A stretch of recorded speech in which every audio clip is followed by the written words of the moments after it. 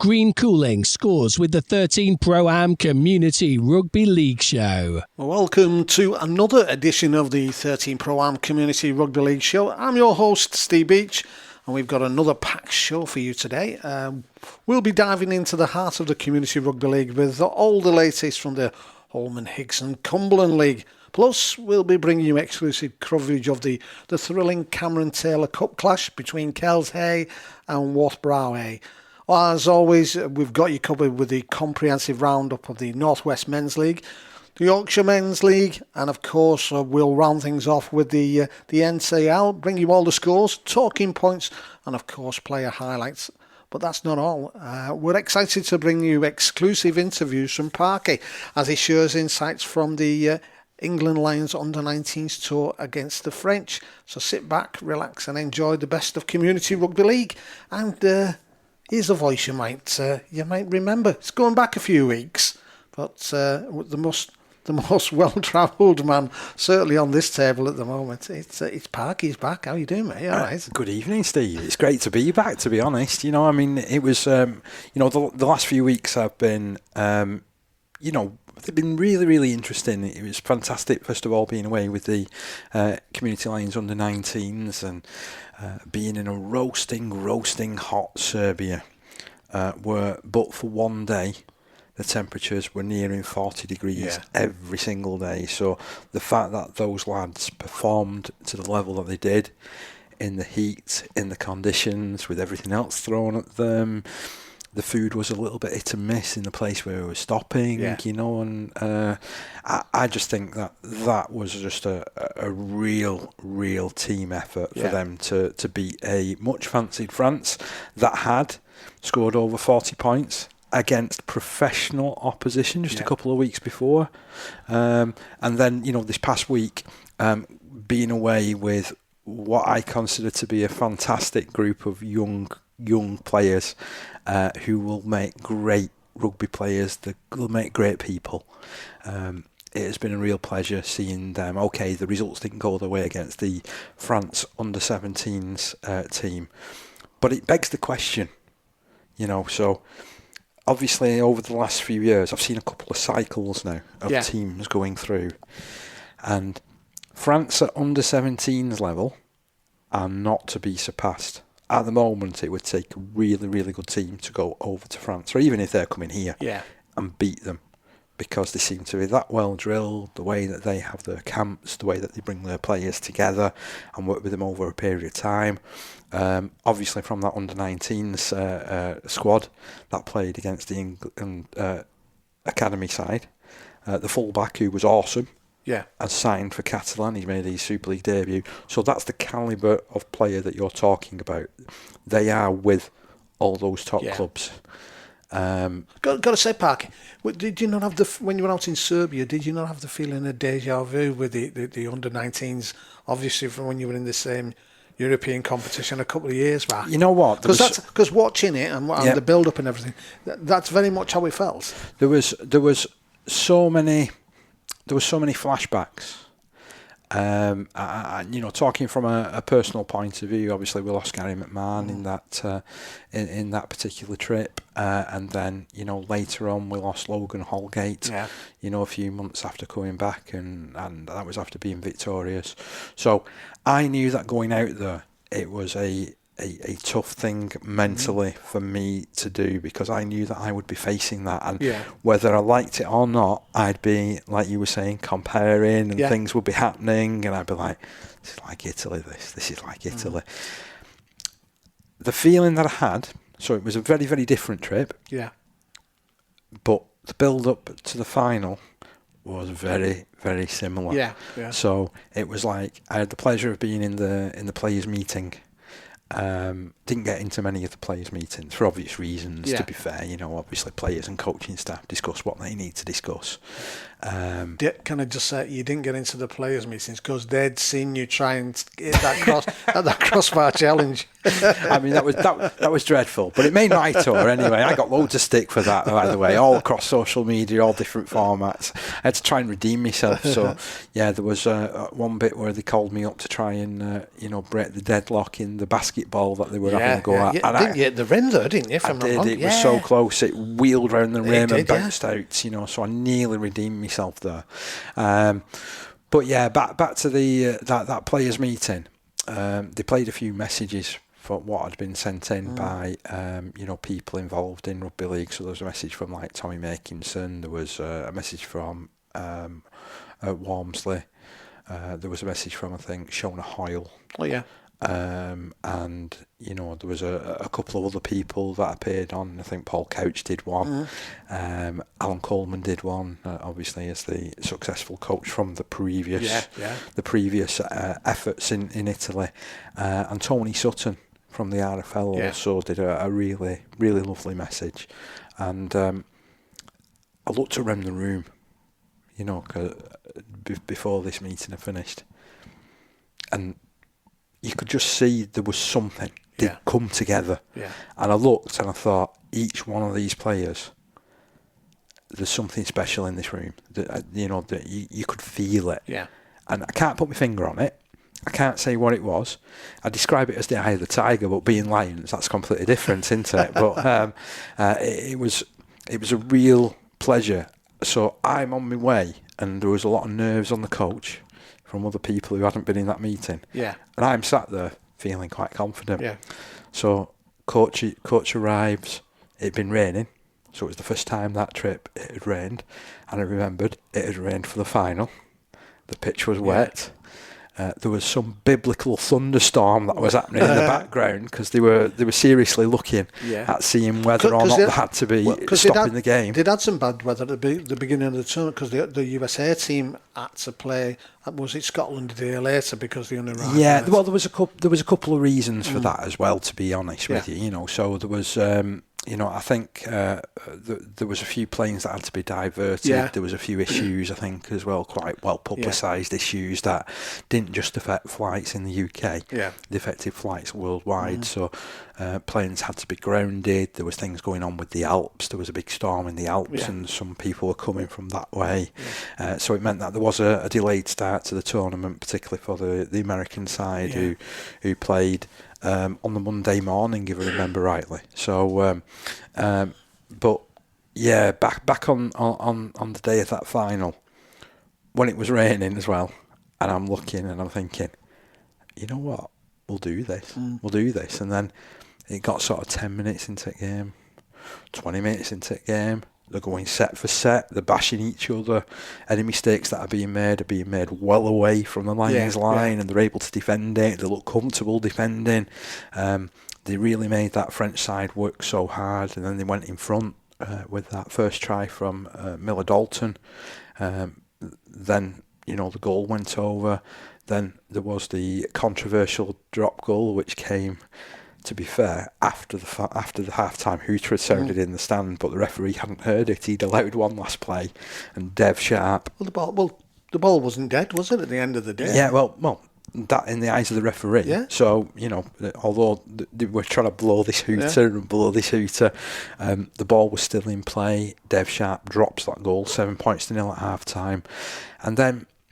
In the second half, you saw sort of France coming into it a lot more. They managed to get the try. They nudged over a couple of penalties to go in front. There was the penalty about 10 minutes from the end from the Lions, which nudged them back in front. And I just had a feeling that there was going to be something more. Yeah. There was something more in that game. There was more points, and I was praying that it was going to go the Lions' way. But I still felt confident. Yeah. I still felt so confident. So when Miller Dalton pops up on that little reverse pass... run that angle really, really well, didn't he? Well, that's a training ground move. Yeah, that's something that they'd practiced. They'd practiced it in the week. So when something like that happens and you score off it, I mean, as a coach, you must be so proud because that's a move that you've worked on and you're thinking, yeah, we've done it. That's what the tip sheet was all about beforehand. So that was an exhausting day mentally. There were so many similarities. I'm so proud of those boys. There's some fantastic rugby players in there. There's guys in there that I hope that I get to speak to in the same way that I speak to the lads who are in Italy, and I keep in touch with them. I can imagine that I'll be staying a part of that WhatsApp group and still dropping the occasional messages and stuff like that. The whole build up and the feeling of it was really, really good. And the other things that obviously from a show point of view, we were giving the rest of the results of that was going on, and I thought certainly from Scotland.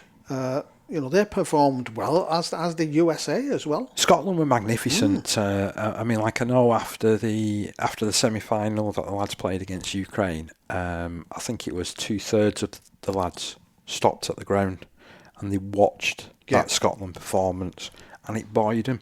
And I know that each and every one of them was a closet Scot on that evening. They gave loads of support, but as a result of the way that those lads communicated with every other team, just like in Italy 2 years ago, we got to the final and everybody was wanting England to win. They were wanting the Lions to do well, and that included Scotland, who had received a bit of support from the medical staff from England that had gone, there, because they'd stopped in the bulk with the lads, to make sure everyone was okay, but ended up getting called into action because there was a couple of injuries which happened with the Scottish players and stuff. So, that was magnificent to see that camaraderie, and fortunately, although it was quite a bad injury on the day to the Scotland player who I think did his collarbone or his shoulder, he was able to make his journey home.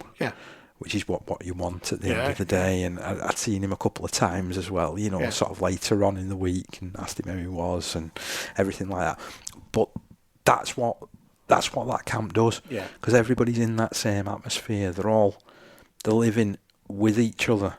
So you had again, going back to the American lads, the Americans were just so bubbly, so lovely people.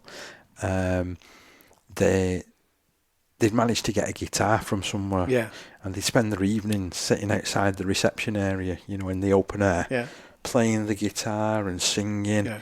And there was a few times when they got, other lads involved from other nations, and that's great, isn't it? It was absolutely sterling. And as I said before this whole tournament kicked off, Parky, and I knew USA had been invited across, and I said, this is an absolutely superb opportunity. And I was speaking more of it from a rugby point of view, to get them to get the experience of, better opposition to a certain degree. I mean, to be fair as well, some of those lads, that was the first time that they had played structured rugby league, other than playing, I think, like 9s or 7s. A lot of those lads had come across who got rugby union background, and stuff. But they're now keen on for the next rugby league experience as a result of how and that's why happened. I think it's important that they do keep them involved and in the mind of any tournaments, whether it be here, over in Britain, whether they're over in Europe or wherever, that they keep them in mind, because if they come across and they're showing that sort of competitiveness, that's absolutely great, and it was great watching those results coming through, even the Serb results and the Ukraine results as well. There was nothing where you sort of went, not feel sorry for them, but you felt that. I'm sure every team to some degree got something out of that competition. Yeah, I mean, I think you're right there. From an American point of view, they'll have developed. From a Serbian point of view, they'll be buoyed for the future. They've got some really tough forwards. Ukraine just kept coming. So I know ultimately you look at that final result, 58-4, and it just sounds like they got whacked right across the park. That pack was one of the sternest packs that I've seen, to be honest, in that sort of age group. They stuck together, they kept going at it, they were so committed. And I had the opportunity to again go to the to a reception. Yeah. You know, like at the... You weren't eating Ferrero Rocher again, the Serbian, the British Serbian residence, you know, for the ambassador's house. Yeah. And also asked to go with the Serbian team, with the Ukraine team, Scotland, and obviously the Lions. So there was like 4 sets of teams there, all mingling, and you know there was a quite stirring rendition. I had no idea what. So they invited everybody to like have their say, and they like swap rugby balls and things like that. You know, and pendants and to sort of mark it. You know, so the ambassador will probably have those around his house now, but the Ukraine team chanted all out at once, and I was like, this is fantastic. I have no idea what it means. Yeah. But, you know, it seemed like it was really... They were all together, It was really important. They were all together. They were all decked out in the yellow and the blue, you know, like the flag. And so I went and sought out, because there was a chap that I spoke to in Italy 2 years ago who remembered me. So I went and sought him out afterwards, and I said, that was so stirring, what he said. I said, what did it translate as? And it was something of like, you know, we're Ukraine, we are free, sod Putin. Oh, really? And that's what they were saying, and that's roughly what it translated at, you know, and I was just like, wow, that's like, but I've come away from that with like loads and loads of memories and a real positive experience, and well done to each and every one of those players and coaching staff. Yeah. But the big question is, Parky, that I've got to ask you, was it my tweet that got you the comms gig for the final? You know what? I don't know, but I was sat outside. So this was on the day of the final. I'd gone for an early morning walk, and I'd actually found. Now, I hope my diabetic nurse isn't listening. Okay, so I'd actually found it was like a patisserie type place, you know, where they did these fantastic sweets. Yeah. So of course I had to partake. Yeah, you got to do that. So I went back to the thing, and again a little bit further down from the reception area was this shaded area, and obviously it's 30 degrees at 8:30 in the morning. So I thought, right, I'm going to sit here with my goodies, you know, like chomping on my goodies. Next thing you know, there's one of the Serbian officials screeches round the corner in car, pulls up to the gate. He goes, he says, "You're commentating later." I said, "Oh." I said, "Is this me getting asked to commentate?" He goes, "You're definitely commentating later." So it was a real pleasure, and I hope that anybody that did tune into that got a lot from it. Oh, it was great. And I'd watched, obviously, like the last finals, where we were watching them, and you're thinking, it's great watching this, but if there was a little bit of commentary to it, obviously, and you ended up doing the final there, and when the same thing was happening, I thought, they can't miss out on this. So that's when, who did a copy in? I copied in the RFL, I copied in the European Union, copied them in, copied the Lions in as well. I thought, you got Parky over there. Hashtag, you know it makes sense. But yeah, it was great to work with Steve Mascard as well. You know, he's a journalist that I've always had a lot of respect for. You know, he's always written bits in the Rugby League press, both here in Australia, and he was over there for the bulk of the tournament as well. You know, and enjoyed his experience. So, but again, it's good to sort of like, again, work with someone different, work with different people, to get to experience something like that. Something I'll never forget. Yeah, I was disappointed he didn't say, "Oh, lovely try." But this is why I needed you alongside me, Steve. But to be fair, Dave, the rugby was really good, but it just added that little bit more flavour to it, and you both of you, you know, credit to you both, did a really, really good job. But I always think, well, surely they should think about something like that beforehand, because, like you say, you look at what happened the last time, and you sort of you take the good things out of it, and you watch for any bad things that may be happening, so you compare and contrast. I think if they sort of thought, well, okay, how can we make this a little bit more enhanced type of thing? because it was really good. And your excitement at the end when Miller Dalton went over for that last try was brilliant. You know what? And I know that you clipped it up. Yeah. And I know that I said, see if you can clip it up. Yeah.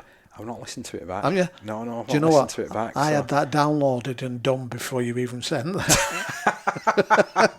See, it's because you know the right people. Probably the Serbians had sent it through to you straight after the game because he'd gone and said it. But no, the memories that I'll live on.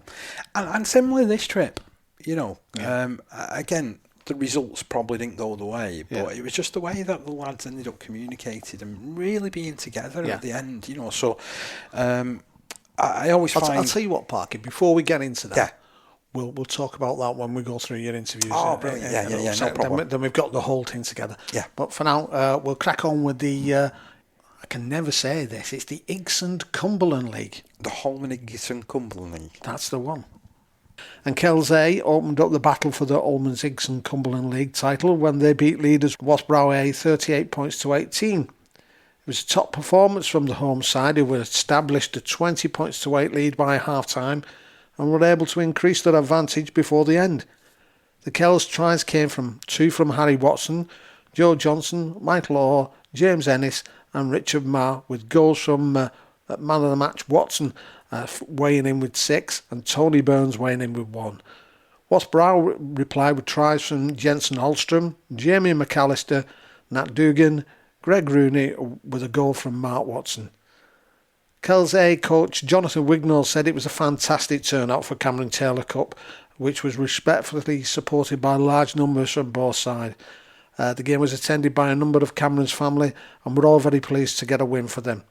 We managed to get away to a good start, scoring in the first minute before a bad injury to Tyrone Dalton in the early stages forced us to reshuffle. Wath Brown were very resilient and well-drilled, tough side, and we couldn't shake them off. As to be expected, we were a bit clunky in attack and with so many changes again, but we were fortunate to have some experience returning from extended layoffs, which ensured that we kept control of the game in fraught moments. The game was generally scrappy, but I was delighted that we were able to score some fantastic tries in the midst of some mayhem. Harry Watson and Tony Burns were our 2 standout players, and their experience certainly shone through. Young Daly Stables also suffered an injury in the game, and we wish both he and Tyrone all the very best. Paul Farrell, the Wath Brow coach, said, "We were always chasing the game after the score virtually from the kick-off, and although we did score ourselves, we couldn't follow up. It was a very physical game, but played in great spirit, and was a fitting memorial game for Cameron Taylor. We knew Kells would be extra keen to win it for that reason. I know Kells lost 2 players, but we lost 3 through injury, which demonstrates how tough it was. I couldn't fault the effort from the lads, again from 1 to 17, but we weren't smart enough with the football and made too many errors, giving Kells too much field position. Maybe it's a bit of a reality check, but we're in the second phase of the season and it's going to be really hard until the end of the season trying to win all the games because we want to finish top of the league. I think there's going to be a lot of good games which only can benefit the amateur rugby league. The only other game played was Aspatria. The only other game played was at Aspatria, where the Hornets were beaten 42 points to 0 by Lauca, but it didn't spoil the reunion organised by the club to celebrate the team that won the Carlisle League 40 years ago. Club chairman Mark Ridley said the reunion was a great success, and we would just like to thank Lauca for staying behind for a couple of hours after the game and supporting the event. They were deserving winners, and it was a fine performance. We had chances during the game, but their defence was excellent. Lauca coach Lee Allen said, "It was a good hard-fought win and we scored some nice tries on the edges. Spatria never gave up trying, so I was pleased with our defence. Afterwards, we enjoyed their hospitality and they're a fantastic club and people. We are looking forward to Aspatria coming to us in the league on Saturday." Lauca scored 4 tries in each half with touchdowns for 2 from Jordan Allen, 2 from Ellis Crone, Emerson Allen, Mitchell Todd, Luke Stockton and Matthew Needham. Keith Campbell kicked 4 goals and Emerson Allen landed 1.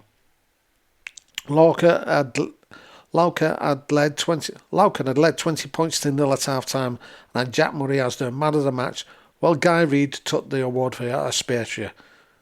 Murrayport versus Dissington A was off, and so too was the Askham versus Ensingham A, as both the A teams did not have enough players. So that's the roundup, short but sweet, of the Cumbrian leagues.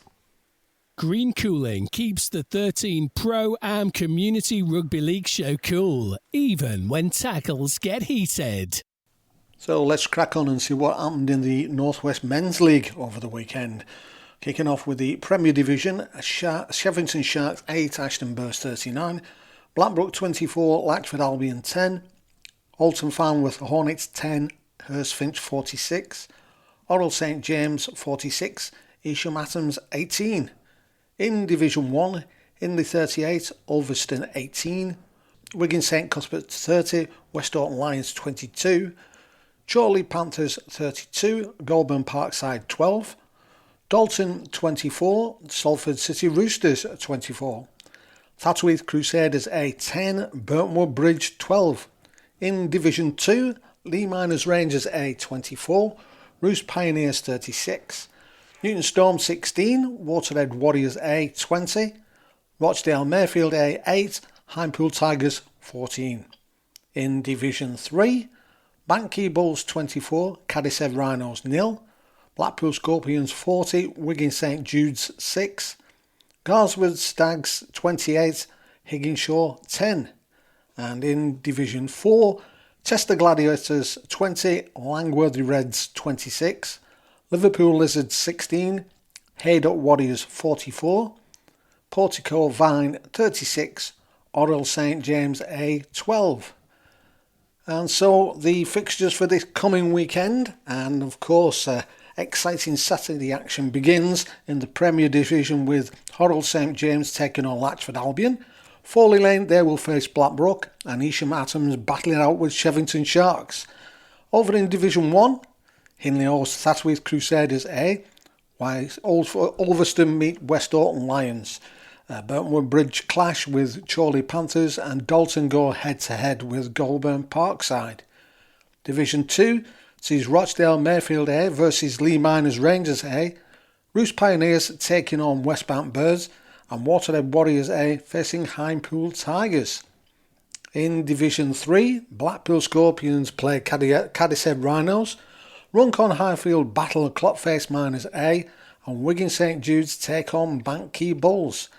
And finally, in Division 4, Haydock Warriors meet Portico Vine, Liverpool Lizards face Chester Gladiators, and West Orton Lions A go up against Culture Eagles. And that's all for your Northwest Men's, so enjoy those games if you're going to them at the weekend. And we move over the Pennines and we move over to the Yorkshire Men's League. And the results for the weekend just gone. We've got Division 1. We had a game there on the Friday. Bradford Dudley held 44, Wibsey Warriors 18. The game between Charleston Rovers versus Mirfield was postponed. Moving on to Saturday, and in the Premier Division, Keighley Albion 10, Doncaster Tulbar 26, King's Cross Park 48, Almonbury Spartans 10, Westgate Common 24, Newsom Panthers 0. In Division 1, Unslitz ARLFC 16, Cutsite Raiders 18. Ossett Trinity Tigers 34, Siddle Academy 30. In Division 2, Seacroft Sharks 18, Brighouse Rangers 24, Emily Moore Cougars 14, Castleford Panthers 30, Mould Green 30, Illingworth 10, Queensbury 6, Birkenshaw Blue Dogs 20. Division 3, Bramley Buffaloes 24, York Acorn 0, Dodworth Miners 32, Wyke 18. Ellendon Gratland 24, Birstall Victoria 10. Newiswick All Blacks 24, Upton 26. Division 4, Dewsbury Moor 0, York Barbarians 48. Gull Vikings 28, Ulton Raiders 18. Underbank Rangers 30, West Craven Warriors 42. Division 5, Batley 24, Garforth Tigers 0. Criggleston All Blacks 8, Linley St Joseph's 52, Derby Elks 24, Farnley Falcons 0, Scarborough Pirates 28, Dearne Valley Bulldogs 62. And in Division 6, Guiseley Rangers 20, King's Cross Park Academy 6, Hemsworth Dragons 36, Keighley Albion Academy 6, and Moortown Mambas versus Charleston Rovers Academy was postponed. The NCL Alliance, Eastmoor Dragons 26, Milford 16, Normanton Knights 14, Stallingley 40, West Bowling Academy 0, Shawcross Sharks 24. So that's your results for the weekend just past. Moving on to the fixtures and what's going to be going on this week. Well, it kicks off with tonight with a solitary clash in Division 1 as the Ossett Trinity Tigers take on the Wibsey Warriors. Saturday will bring a feast of rugby, and in the Premier Division we see Holmen Spartans hosting Westgate Common, while Doncaster Tollbar battle it out with King's Cross Park. Plus, Keighley Albion face off against Fryston Warriors and Stanley Rangers entertain Newsham Panthers. In Division 1 continues with Siddle Academy taking on Bradford Dudley Hill and Hunslet locking horns with Wibsey Warriors. In Division 2, it's Birkenshaw Blue Dogs versus the Seacroft Sharks, whilst Castleford Panthers are up against Brighouse Rangers. Illingworth, they welcome Emily Moore Cougars, and Moll Green are up against Queensbury. In Division 3, it features Birstall Victoria versus Dodworth Miners, Upton taking on Bramley Buffaloes, and Wyke facing Ellington Gretland. And York Acorn, they will be hosting the New Earswick All Blacks. Division 4 sees Gull Vikings battling it out with the York Barbarians, and Sherburn visited by Oulton Rangers. Division 5 offers Criggleston All Blacks versus the Batley, whilst Derby Elks will be up against Scarborough Pirates. Farnley Falcons facing Dearne Valley Bulldogs, and the Garthforth Tigers are up against Linley St Joseph. Division 6 action sees King's Cross Park Academy take on Keighley Albion Academy, Rycroft Hammers facing Hemsworth Dragons, and Charleston Rovers Academy against Guiseley Rangers. Finally, in the NCL Alliance, Uith will take on West Bowling Academy, whilst Milford will face Normanton Knights, and Shawcross Sharks will take on Eastmoor Dragons. So there you go, that's the roundup of the Yorkshire Men's League and the North West Men's League. Right, Parky, as we were talking earlier on, you've been with the under-17s and a little bit of a mini tour over there in France. They are very young lads in respect of experience, etc. So fill us in a bit more about the under-17s.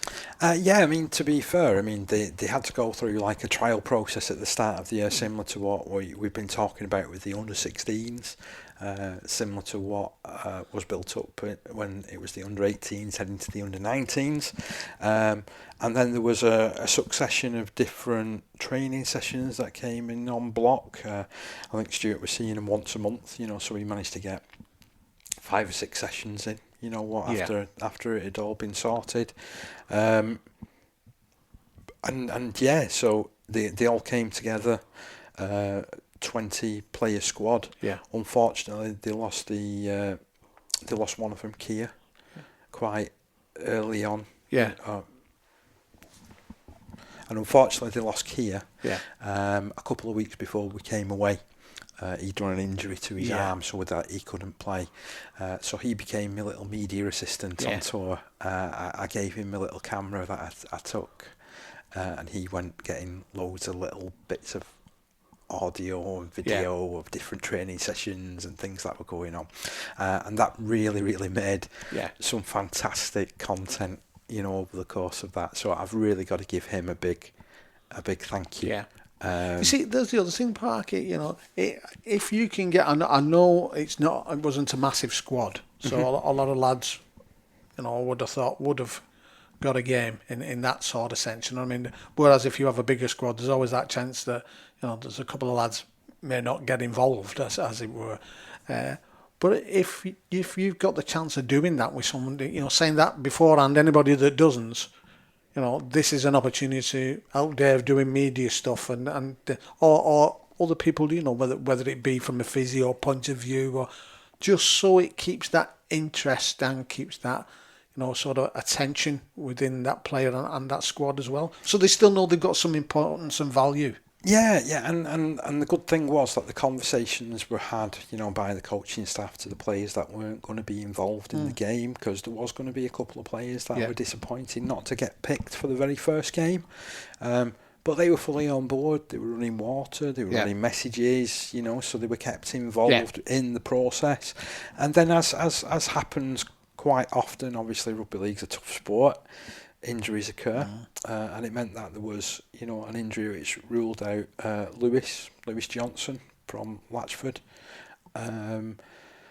which meant that he couldn't take part in the second game. But the way that the lads came around him in particular after that injury, I mean, that was special. Yeah, that was special. So they, and again, with the way that we ended up going to Nantes in the first place, we flew via Schiphol Airport in Amsterdam, which for anybody who's never been is like the biggest airport in Europe. Yeah, it's so big.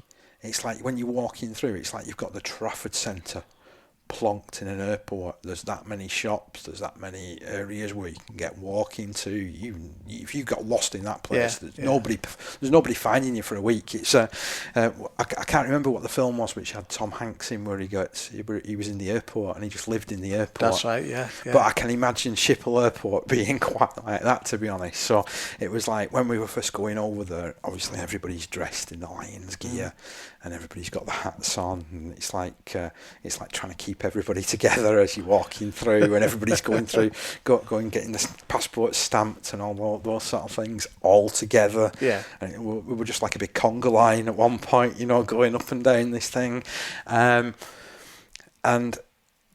it was similar coming back as well. But obviously you've got the injured player there in Lewis, who'd done an injury to his knee. Yeah.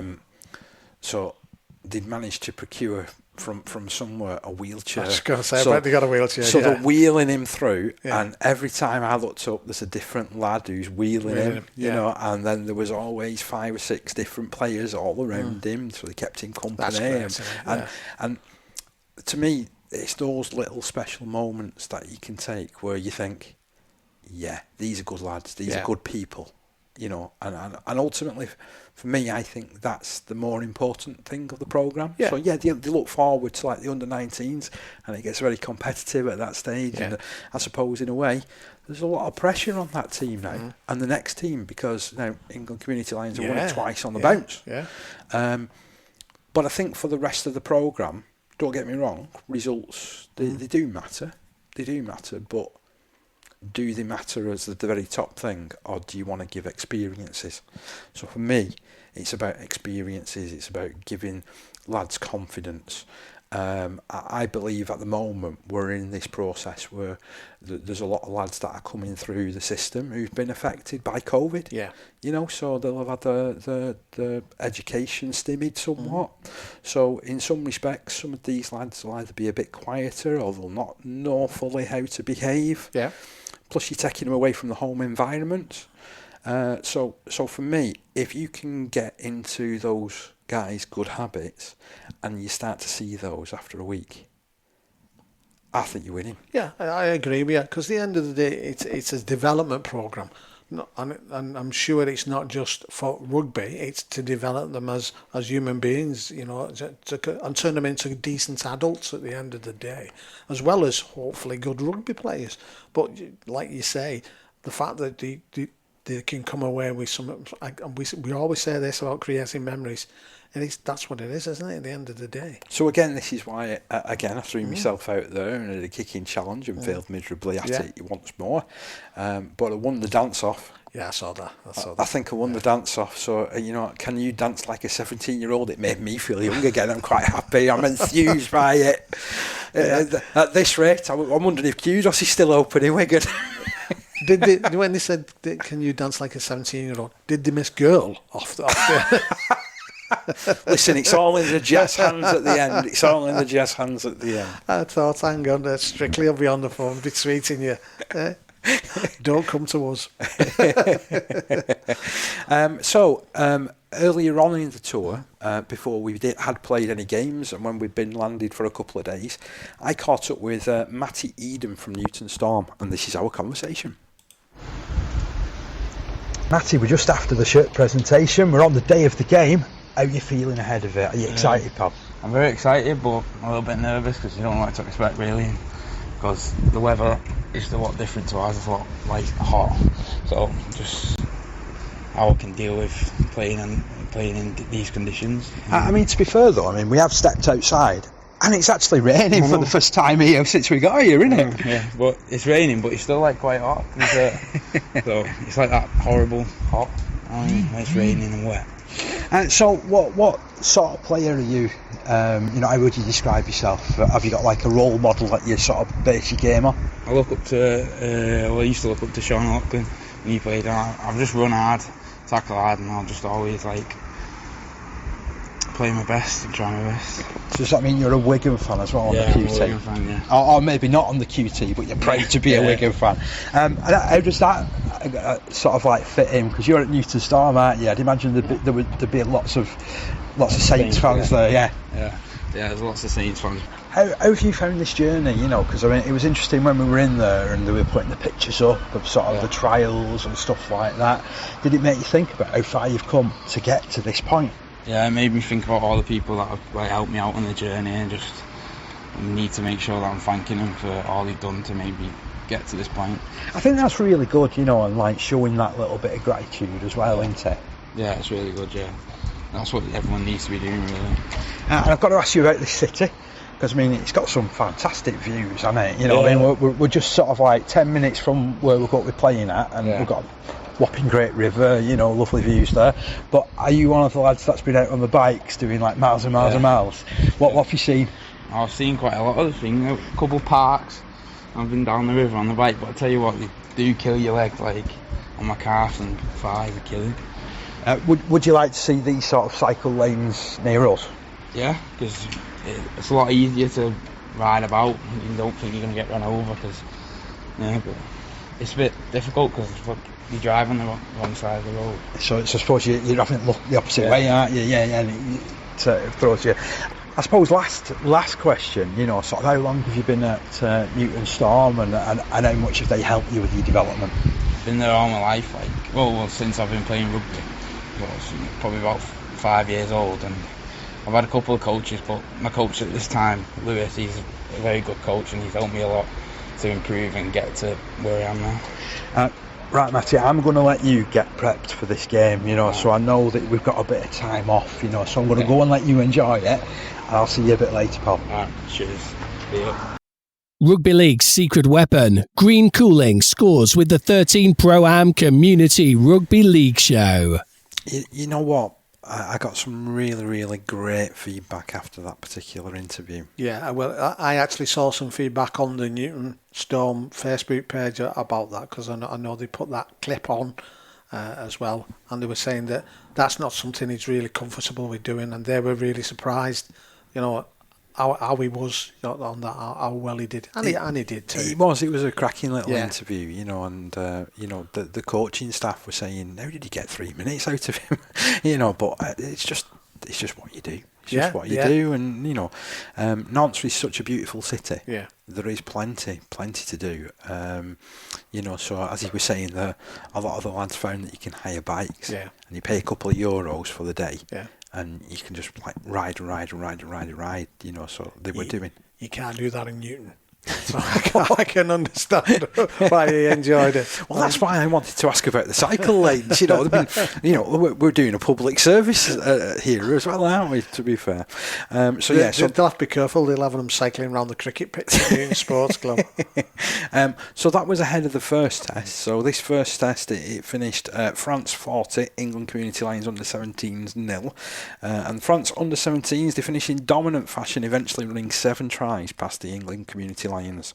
The Lions started slowly, conceding several penalties that put them under pressure, and were forced to move things about when Lewis Johnson received an early knock and had to be withdrawn. After weathering an early storm, the touring team put together a couple of constructive sets themselves, forcing a dropout, while Danny Stables, Cassius Turner-Walsh and skipper Elijah Deladriti all went close to points. France then found themselves on the front foot and opened the scoring after 11 minutes when Stephen Jocelyn burst through on an excellent line. The hosts then went further clear with 2 tries in 3 minutes. First, Adrian De La Rose grounded despite the attention of 3 defenders before a smart run-around move inspired by Mahal Beauvillier opened up some space for Lorik Lejeune, a recent star on the Provence de Sud Tour of the UK, and he supported to score. Mathis Dumont goaled both and added a penalty on the stroke of half-time after skipper Deladriti was sin-binned for the Lions. This opened a 0-18 advantage that was stretched by a further 2 points when Dumont added a penalty after the Lions were penalised for overzealous kick pressure. A couple of minutes after that, Seth Woodend was sin-binned along with Beauvillier following what looked to be a tip tackle on the Lion and a short flash point. The Lions defended manfully for the next 5 minutes until the return of their skipper before swift passing from an attacking scrum play resulted in Lenny Stakul dotting down at the corner to move the score to 0-24. Just after the hour, Nate Parker was adjudged to have said something out of turn and was shown the yellow card. This left the Lions short again and France took advantage, wicking space down the right for Stakul to add his second try. 2 more tries came against a tired defence in the last 10 minutes as Thibault Guillermo drifted out of dummy half to run 20 metres, and then the outstanding Dumont fittingly grabbed the final points with a quicksilver try and 6th goal to wrap up the 0-40 win. The Lions, they went on to regroup over the weekend and prepared for the final game. So that was the match report. Again, I felt that the Lions did really, really well in certain aspects of the game, and were unlucky not to get points. Certainly they had a period of about 5 or 6 minutes where they applied loads of pressure, but ultimately they didn't have the wherewithal at that stage to breach the defence. And again, I will say it. A lot of these players for France, they're already linked even at this age now with the semi-professional clubs that are playing in France. Yeah. Before we finish this little section, I want to come back to that, Dev, because I was thinking about that situation. I was mentioning it last week when I was giving the results, obviously from the under-19s, because obviously it's a similar scenario in that respect. Yeah, it is. And something popped into my head, and I thought I've got to ask Parky that and get his his ideas. Okay, I'm happy to field your questions, Steve, always. So to give us some post-match reaction, I then caught up first of all with Matty Creasy from Wath. Okay, I'm alongside Matty. Matty, we're just in preparation mode for the second game of the series, but I want to take you back to Friday. What did you make of the first game? I don't want to repeat the score because it was quite a hefty one, but 40 points to 0, mate. They were much more physical, much more fit, and just very well disciplined, and we just didn't match her. I know, like a lot of the lads, you've spent time watching the game back and sort of looking at your own performance and stuff. Is there any little pointers that you can take moving forward? I could get my arse off the defensive line better. Maybe a few of us took quite a few shortcuts, but we all know what we need to improve on, and we know what we're going to do for tomorrow's game. Preparation's been good though, hasn't it? Yeah. We just finished the final training session. Yeah. Things were looking a bit sharper. Yeah, very much so. We've rewatched their tries, we've rewatched our attack, and we know what to do, and we know how to improve. Tell us a little bit about yourself and your journey. Who do you play for? How long have you been playing rugby for? Played at Wath Hornets for about 7-8 years maybe. Loved it. Absolutely, I just love it. It's just good crack around here. Meet new people all the time. And who are you rooming with on this tour? Danny Stables, and we've Connor Hall, Cassius, and that's it. And what have they been like to get on with? Oh, they've been. Connor's a right laugh. Connor and Danny are a terrible mixture to be in a room with, but I think Cass mellows it down a bit. But retired when Danny's got a Red Bull. So he's the Red Bull king. Yeah. Him and Connor are too hyper past 10 o'clock. Matty, well, I'll go and let you get prepped for this game. Thanks very much, mate. Thank you very much. Green Cooling keeps the 13 Pro-Am Community Rugby League show cool, even when tackles get heated. So great to hear from Matty there, and I love just dropping those little questions in about roommates and stuff. So the players were 4 in a room, and I think everybody got on. Yeah, there was a couple of issues with power in some of the rooms, yeah. So we ended up as staff we were like lending power banks and stuff, so lads could charge the phones and that type of stuff. And it's funny when you come out when I was coming out of the room, because in the corridor there was like about 2 or 3 other like power points, and every time you go through there'd either be a power bank charging up or there'd be a phone dangling, so it was quite funny that. You mentioned there about mellow people, and Cassius being one of the mellow guys, so we're going next here from Cassius Turner-Walsh. Okay, so I've been joined by Cass. Cass, we're on the day of the game. Yeah. How are you feeling ahead of it, mate? Feeling brilliant. Just raring to go now. I've been looking forward to it all week. Getting here, and it's just ready to go now. Smash it and give me my best. We had our last training session yesterday. How did that go? Were you comfortable with how you was with all the lads? Yeah, very comfortable with the lads. I think the lads ripped in well for training. Well prepared. We started off a bit shaky. I've not trained for a month. Obviously last training session but other than that, when we got going, it was everything clicked into place, and I feel like we can give these French a good going at. A good going at, yeah. I mean, this squad is multi-talented, isn't it? I've had the pleasure of being, sort of alongside you nearly every step of the way. Most training sessions, I've tried to get down there, taking pictures and stuff on the sideline, and it feels like you've got a really good team bond together. Oh yeah, the lads, everyone gets on well. We have the laugh, the crack with everyone. That's what we really want, really. Just I'd prefer that to make it a better bond on the pitch. All the lads are sound. We're just raring to go now, and I think it's. I couldn't thank everyone else for what I've achieved and what I'm going to do. Yeah, I mean, that was interesting, so during the team talk before the presentation, Stephen Cormack stood up and was talking about gratitude. I'd imagine that yourself, you've been on a journey, haven't you? You've represented a couple of clubs along the way. I guess you've got quite a few people who you were thinking of and who you'd like to thank, really. 100%. I'd just like to thank everyone at Wigan St Pat's for the journey I've been on with them.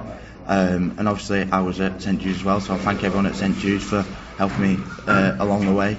But mostly, I couldn't do this without my dad and my granddad and all my family, really, like my auntie, who's achieved, and they know the game. So with them by side me, it's very read me more to go. But I couldn't thank anyone who's been supportive and positive to me. I couldn't thank them enough. I've got to ask you about Nantes as well, where we've been staying. Because it's a cracking city, isn't it? Yeah. It's lovely. Nice place. There's a lot to do. I went on the bike yesterday. That was great. Didn't cost much. So it was just great to go around the city and just look. It's different from home, so but it's just a beautiful place to be.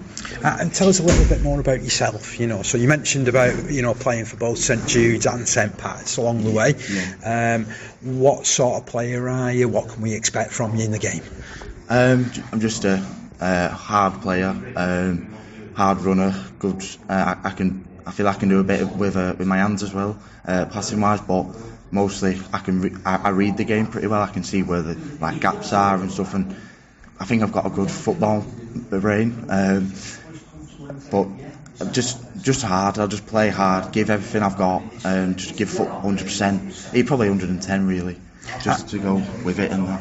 And how long have you been playing the sport for? Been playing rugby since I was 6 years old. Cool. So been since I was a youngster, and just like every time, every year's gone on season, I've just loved it more and more, the game. I just love rugby. And you've also done a bit of first team this season, haven't you, at National Conference E level? What's that been like? Oh, that's been an experience. I got a chance to play against Loch Lane for Pats over in Castleford. Got about 30 minutes for them. That was an experience. That was a really good game and good time of my career. But playing first team, it's just a good opportunity. It's better for me. I feel like I get comfortable more with the game, and it achieves me to go on more. I've got to congratulate you on making this as well, because it was flashed up with the images from the trials and things like that. Did that make you think as well about how far you've come? Oh yeah, massively. The journey I've been on there's been some ups, there's been some downs, but to be here today is just amazing. I'm so grateful and so happy that I'm here with England, and I'm just ready to go, really. From players, referees and competitions, to clubs and playing fields, we talk about the lot on the 13 Pro-Am Community Rugby League show. A really impressive young man is Cassius. I agree. And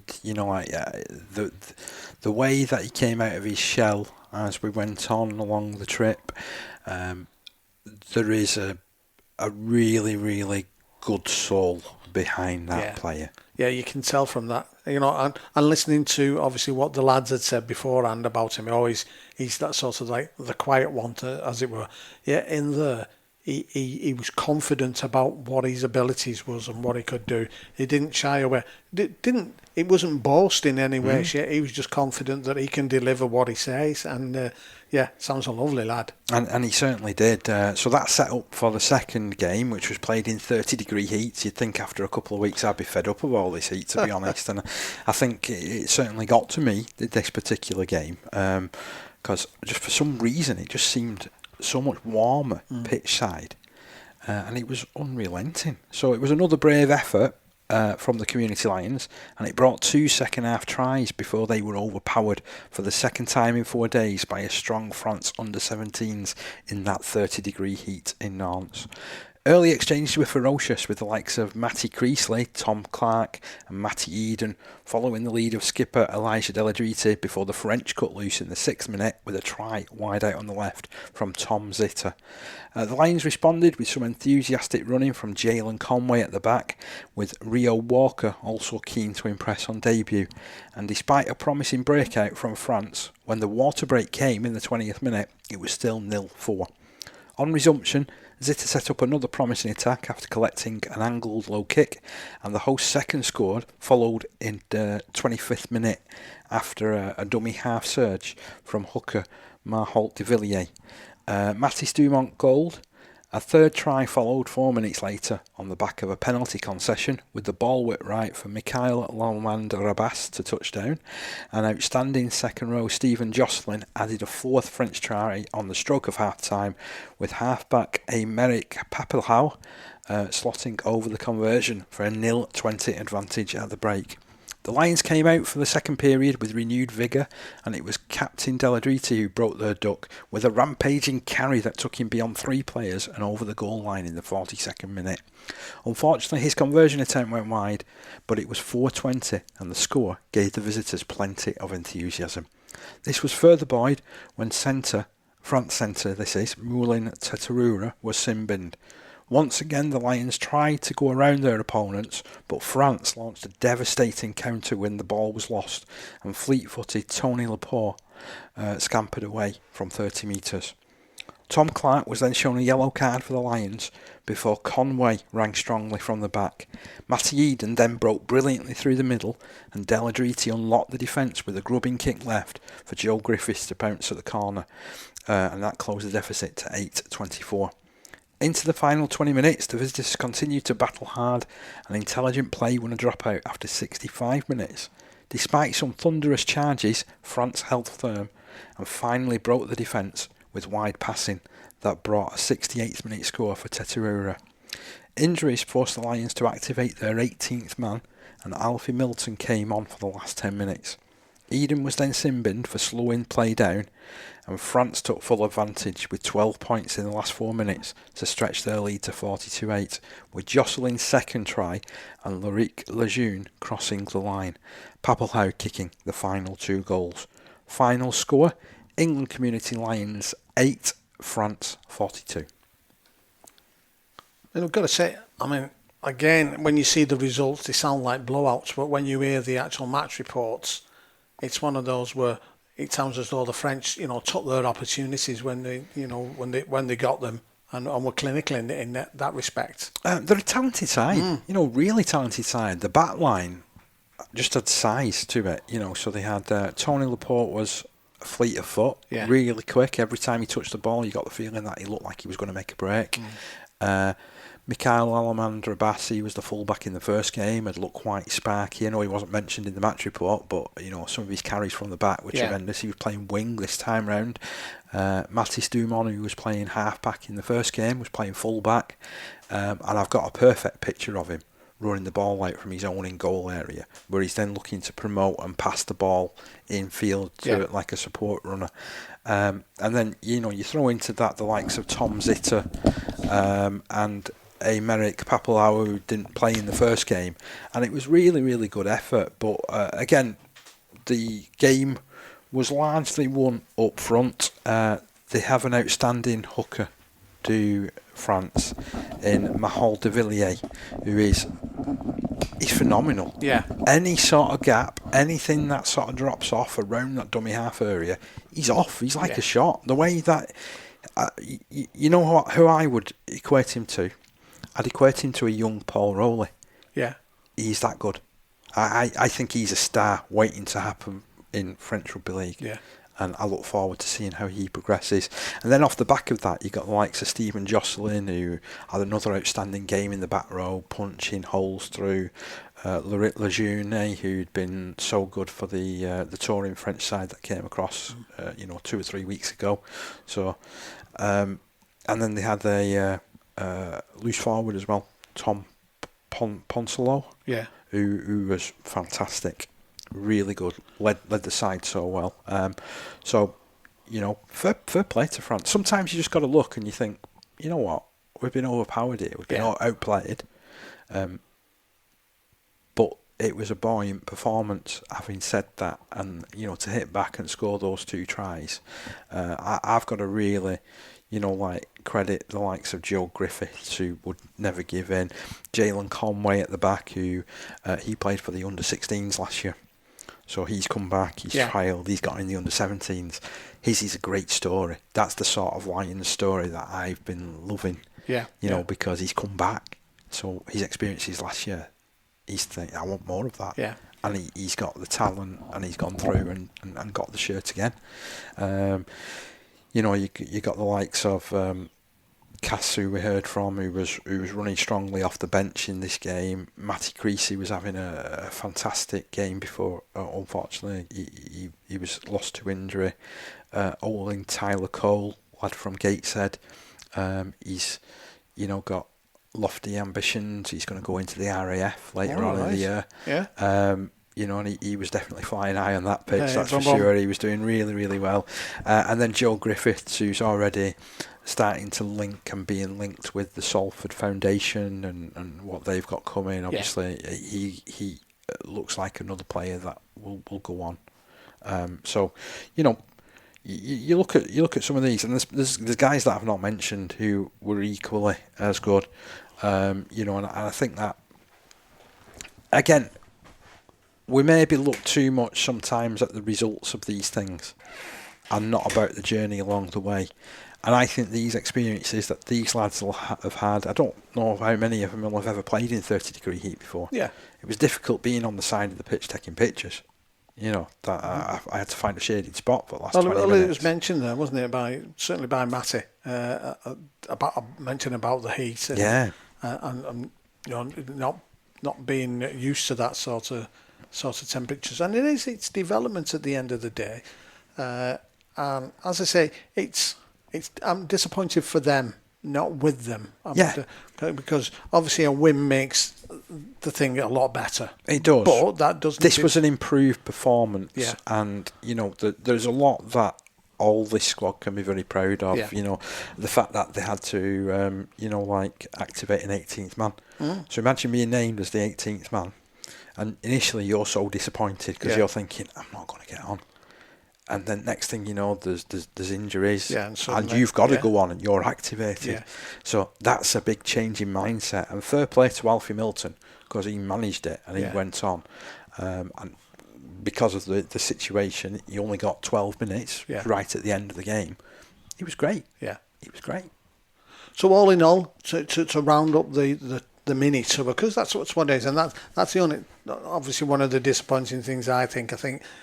It was a lot compacted into a short space of time. Yeah, there was a lot. It would have been nice if it could have been a little bit longer, maybe another game against maybe somebody else as well. But a little bit of more time in between, sort of each game in that respect. But rounding it all up, what are your general thoughts, Parky? Rounding it up, I think that it's a life experience for a lot of these kids. It has been an absolute pleasure to be alongside them, to see them grow into being a teammate. They've gone away as good people. Yeah, that's the reason they've been picked. Yeah, they were good. They were good lads, but they were good players, and it was about how they were going to come together. And I think if there was something that the programme could do moving forward, and again, this is me speaking just generally, it would be to bring the players together a little bit more before they go on these sort of trips, so that they know a bit more about each other, and you're not doing all the fact finding, you're not doing all the finding out about who can get on with who, and who's mellow, who's loud, or and all these things that you do find out when you're on tour. Yeah. If you've got a little bit of a prelude to that, then you're better set up for when you do go away and you're spending time with people. And for me, I think if they went on to play a third game, they'd go much, much closer to winning that game now, because of their experiences that they've had. Yeah. And they know how such and such a body plays, because obviously before that they've had like so many training sessions, but there's only so much you can do in a training session. A fantastic experience. I hope that a lot of those lads go on to achieve their hopes and dreams in life, in rugby, and more importantly, they continue being the good people that they are becoming. That's my abiding memory. Yeah. And I was so proud to be out there with them, and doing silly dance challenges and things like that, and being part of it. Right, the question that raised its head. Go on then, I'm ready. Come on, chuck it at me, Steve. It's not so much a question as such. It's your thoughts on what I think. So, last week, obviously, I was doing the roundups of certainly the interviews you'd put together, and obviously how we've been speaking previously with regards to the French academy side playing the English academy side. Yeah. And the English academy side, basically, well, both sides are inverted commas professional, aren't they? Yeah. In the sense that they're attached to professional clubs. They've got contracts that allows them to train more often, play more regular, etc. Now, the French team come along, they beat the English academy team. Now, the English community, I suppose you could class those as an academy side to a certain extent from an age point of view. That's what I'm hanging that one. But they go on and then they beat France in the final. But before that as well, put two cracking performances on as well against other teams. So does that mean that the community side of things have got it, they've got it right in the way that they're going about things there? Or is it that the English academy system is not all it's cracked up to be? Oh, I tell you what, that's it. You're chucking me a low pass here. Wow, you're chucking me a low pass here. Right, I've got to be honest here, right? So there was something that the coaching staff, just generally who have been working with over the last few weeks, all pointed to. And they said that it all stemmed from the national anthem. Mm-hmm.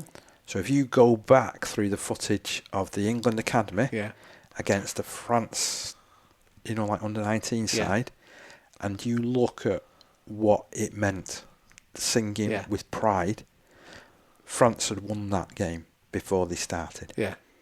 I don't know how much training that England Academy team had together, but for me, they played like strangers. Yeah. And because there was some recognisable Super League talent in that. There was. Side, and obviously players that have gone on since then to make their Super League debuts, you look at it, Jack Charles, he's going to have a fantastic career. He's a great player, by the way. I really like Robertson at St Helens. He's another one who I think is tipped for the very, very top. And, I think after that game, suddenly he's been thrusted into, into the a few games for Saints, and it looks like I'm not sure who was halfbacks for the academy.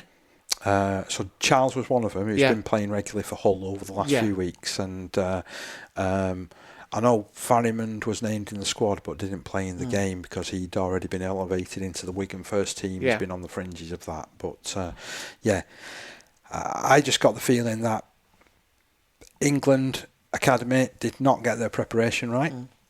I think they thought that they could just roll over the French. The French themselves played some really, really constructive, lovely rugby league, used their centres, used their full-back to devastating effect on the day in that game. They bossed it.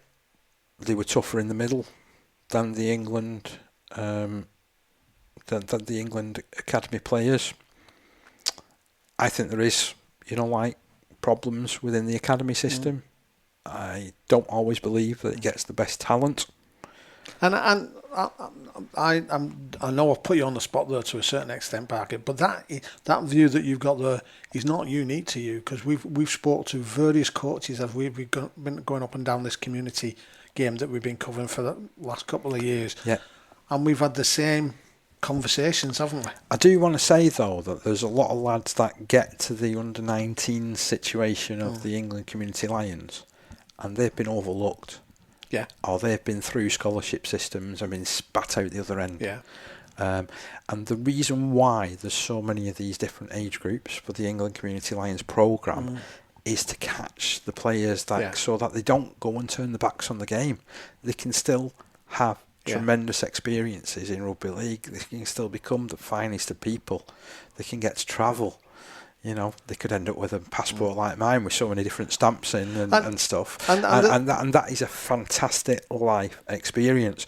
So for me, when those lads get into a final, it really, really means everything to them. They chuck absolutely all they've got at it. Yeah. So even if they'd lost that final, England, they were still winners, were they? Yeah, I agree with you. And same as I say, it was even from my point of view, it was sort of, well, okay, if they do get beat here, they're playing a team that are, well drilled, and like you've just said there, from the players and how you said the French team have played against the England Academy side. And I don't think that French side played badly by any stretch of the imagination. They just weren't allowed to play. Yeah. Because there was commitment, wasn't there? There was commitment. There was heart.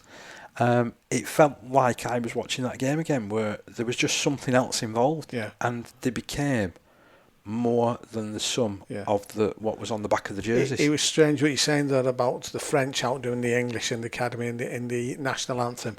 And when I was listening to one of the interviews you were speaking to, and one of the lads was saying that they were really. They said the first thing is to win singing the national anthem. He said, and I don't know whether you heard, he said we were a bit too close to the speakers, so we weren't sure whether they were picking it up or what have you. And the fact that he'd said that alone, I thought, good on you. Good on you, because you how many players actually sing the national anthem? There's very, very few.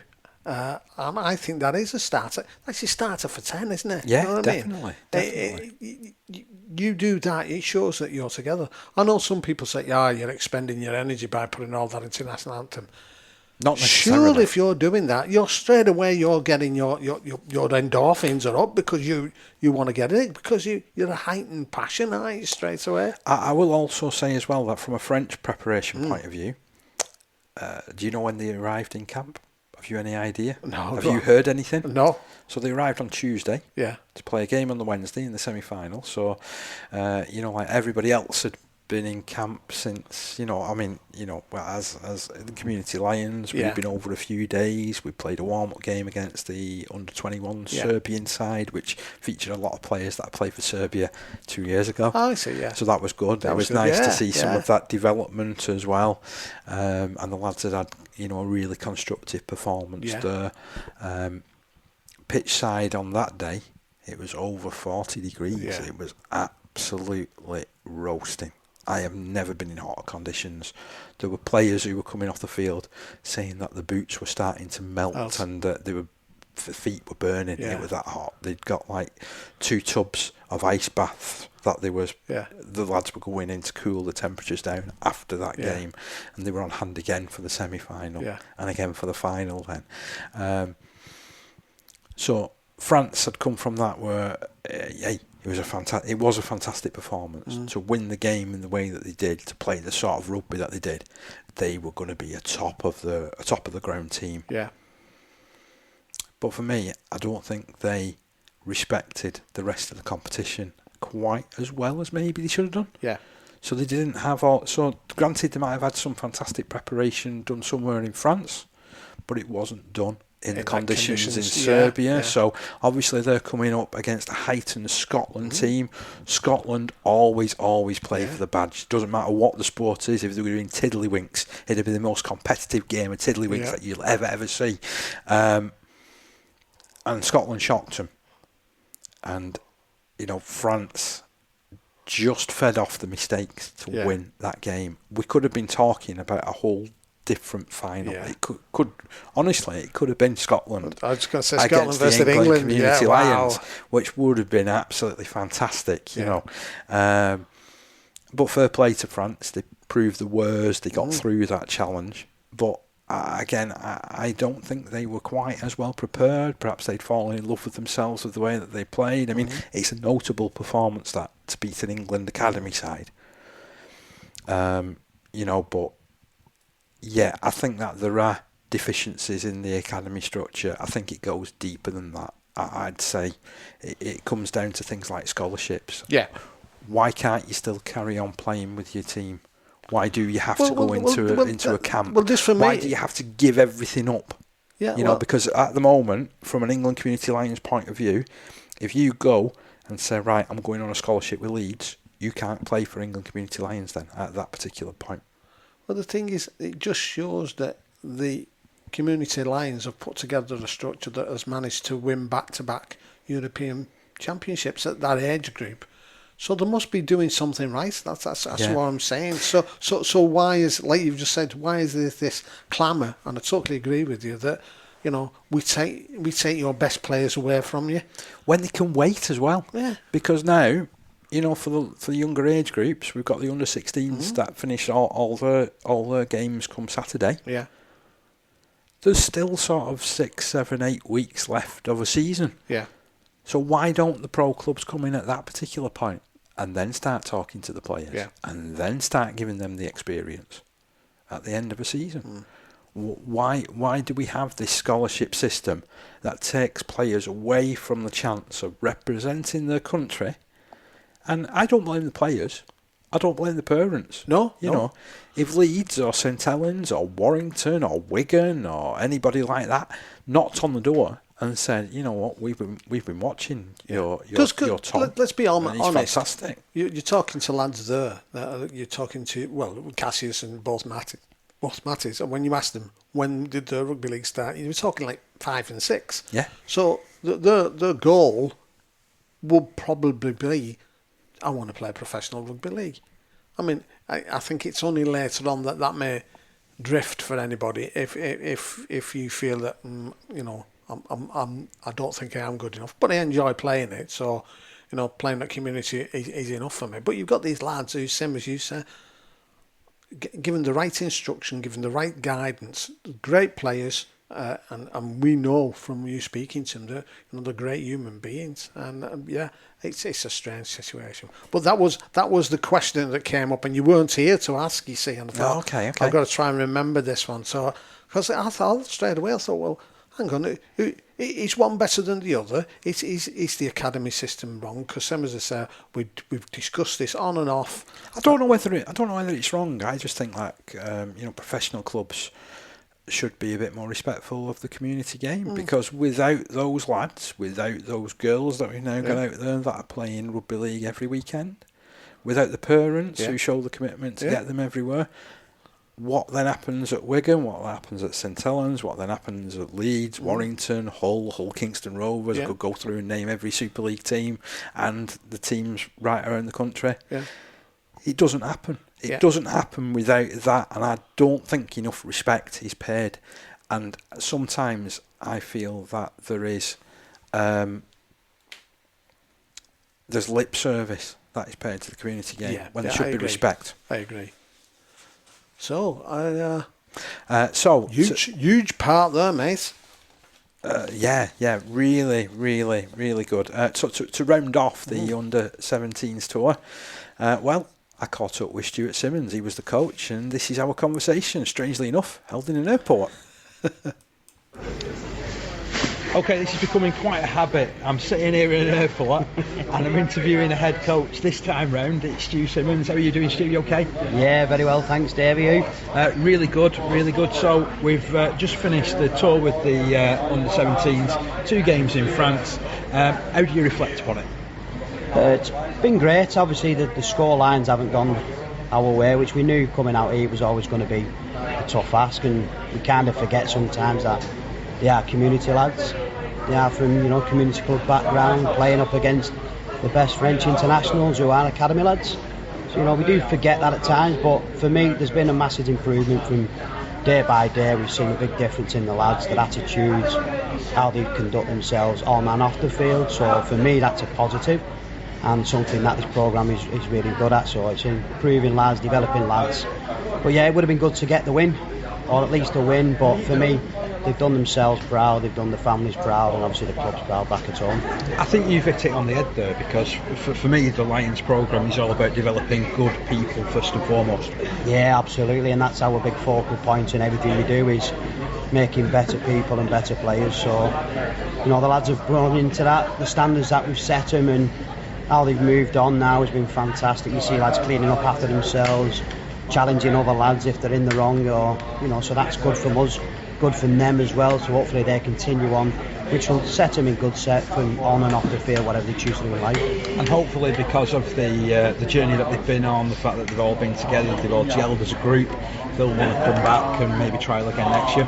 Yeah, hopefully so. And everyone that we spoke to, they've had positive talks back to them. We had some one-on-ones yesterday, and when you get a lot of lads from different clubs and different backgrounds, it's always a gamble as to who you take and how they're going to interact. And so for some lads, as we've seen on the Facebook page, some lads hadn't even flew before, and some lads didn't know anybody, so some lads don't even talk.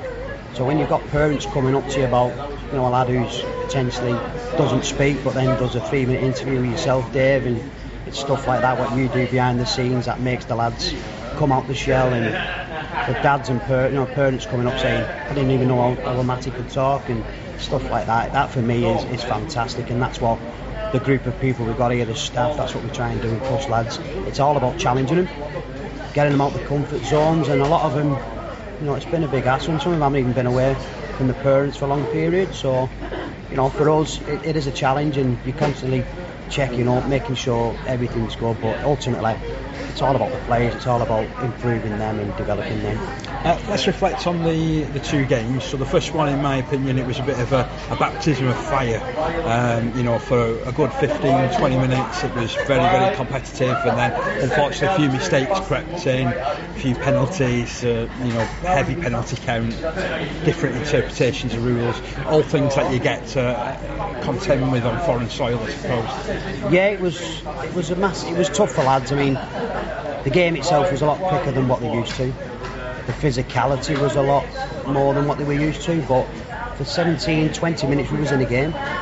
We was steady, we was happy, yeah, we had a couple of sets where we defended our goal line really well. So it was positives on that, but it was just emotion, I think, just came through in that game, and the passion. I mean, it's good to get lads up for the game, but they've got to be level-headed at times, and ill-discipline did cost us massively. I mean, a few decisions which you could argue, but like kicking the ball out on the full and offside from kicks, that's stuff that we can control, and if we cut that out of our game, we set ourselves in good stead. So, you know, there were learning curves for lads, and at this level, not the club level that they're playing in, but when you're playing at that higher level, it's them small margins in games, which we all know makes the difference. And I think if you put yourself too much defending, it takes its toll. It's not rocket science, it's just a case of being calm, being level-headed, but also having that passion and desire to put your front foot forward and, you know, play on what you want to do. The emotions are there, but it's about controlling it, and that's a big thing that we've learnt this week with these lads, is trying to control that emotion, but also keep them, you know, ready to go and play. Was you a bit happier with the second game then? I thought certainly that second half is a performance that everybody can be proud of. Oh, ultimately, yeah, that was the big focus, and we improved on it. I know the scoreline wasn't great, but we asked the lads, there's three things that we challenged them, was to stay disciplined, which I thought they did a lot better than the first game. Stay connected as a group, which we built upon throughout the week, and the little things we got closer together, and just pull shape and just be happy to play and express themselves. And for me, they did all in three things, and the scoreline obviously didn't go our way, but for them lads to acknowledge what we spoke about, for them to go out and try and implement that in the game, just shows the maturity that we've gone from one day to the next, and to see them out there represent the clubs and represent the country and be proud of what they do is fantastic for me, mate. We've got half the squad sat to our left, and there's smiles on faces, there's deep conversations. They're going to remember this forever, aren't they? Yeah, we've had some good times, mate, we really have, and you see lads who are injured, and there's players who we say, you know, get round them and be there for each other, and that's what teammates do. We've had good laughs on the training field with yourself, mate, with your dance off, which is fantastic. I've got to say, you was the best. Hey, mate, you was the best one out there, and I've got to say that. So, you know, the lads was great. They've all bought into it. They've had a good laugh and smiles, as you say, which for us, ultimately, that's what you want.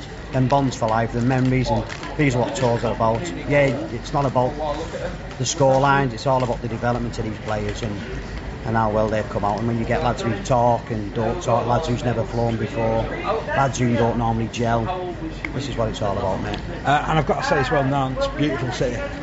Oh, it's amazing, isn't it? Plenty of boat trips. Yeah. Terry's tours out on it again. We do a boat trip, but I think he's going to buy a boat when he gets home, Terry. I do know why, though. It was a cracking little boat, to be honest with you. But yeah, it was great. No, it was good. I think you had a little trip on the boat as well, didn't you, Parky?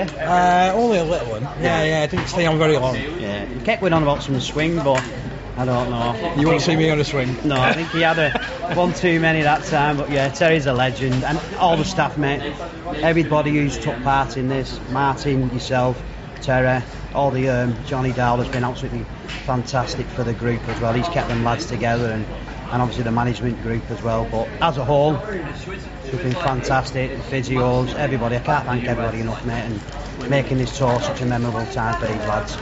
Stu, thank you so much, and we'll have a catch up in future, mate, over a beer or a light coffee. We sure will, mate. Don't forget though, you've got next week the Wales. You're down there, aren't you? Looking forward to that. Yeah, it should be good. That I think Martin's the same. He's been talking about it all week, so it is a big game for them, and I know that they'll go well this week. So big thanks for everybody, and good luck to the under-16s.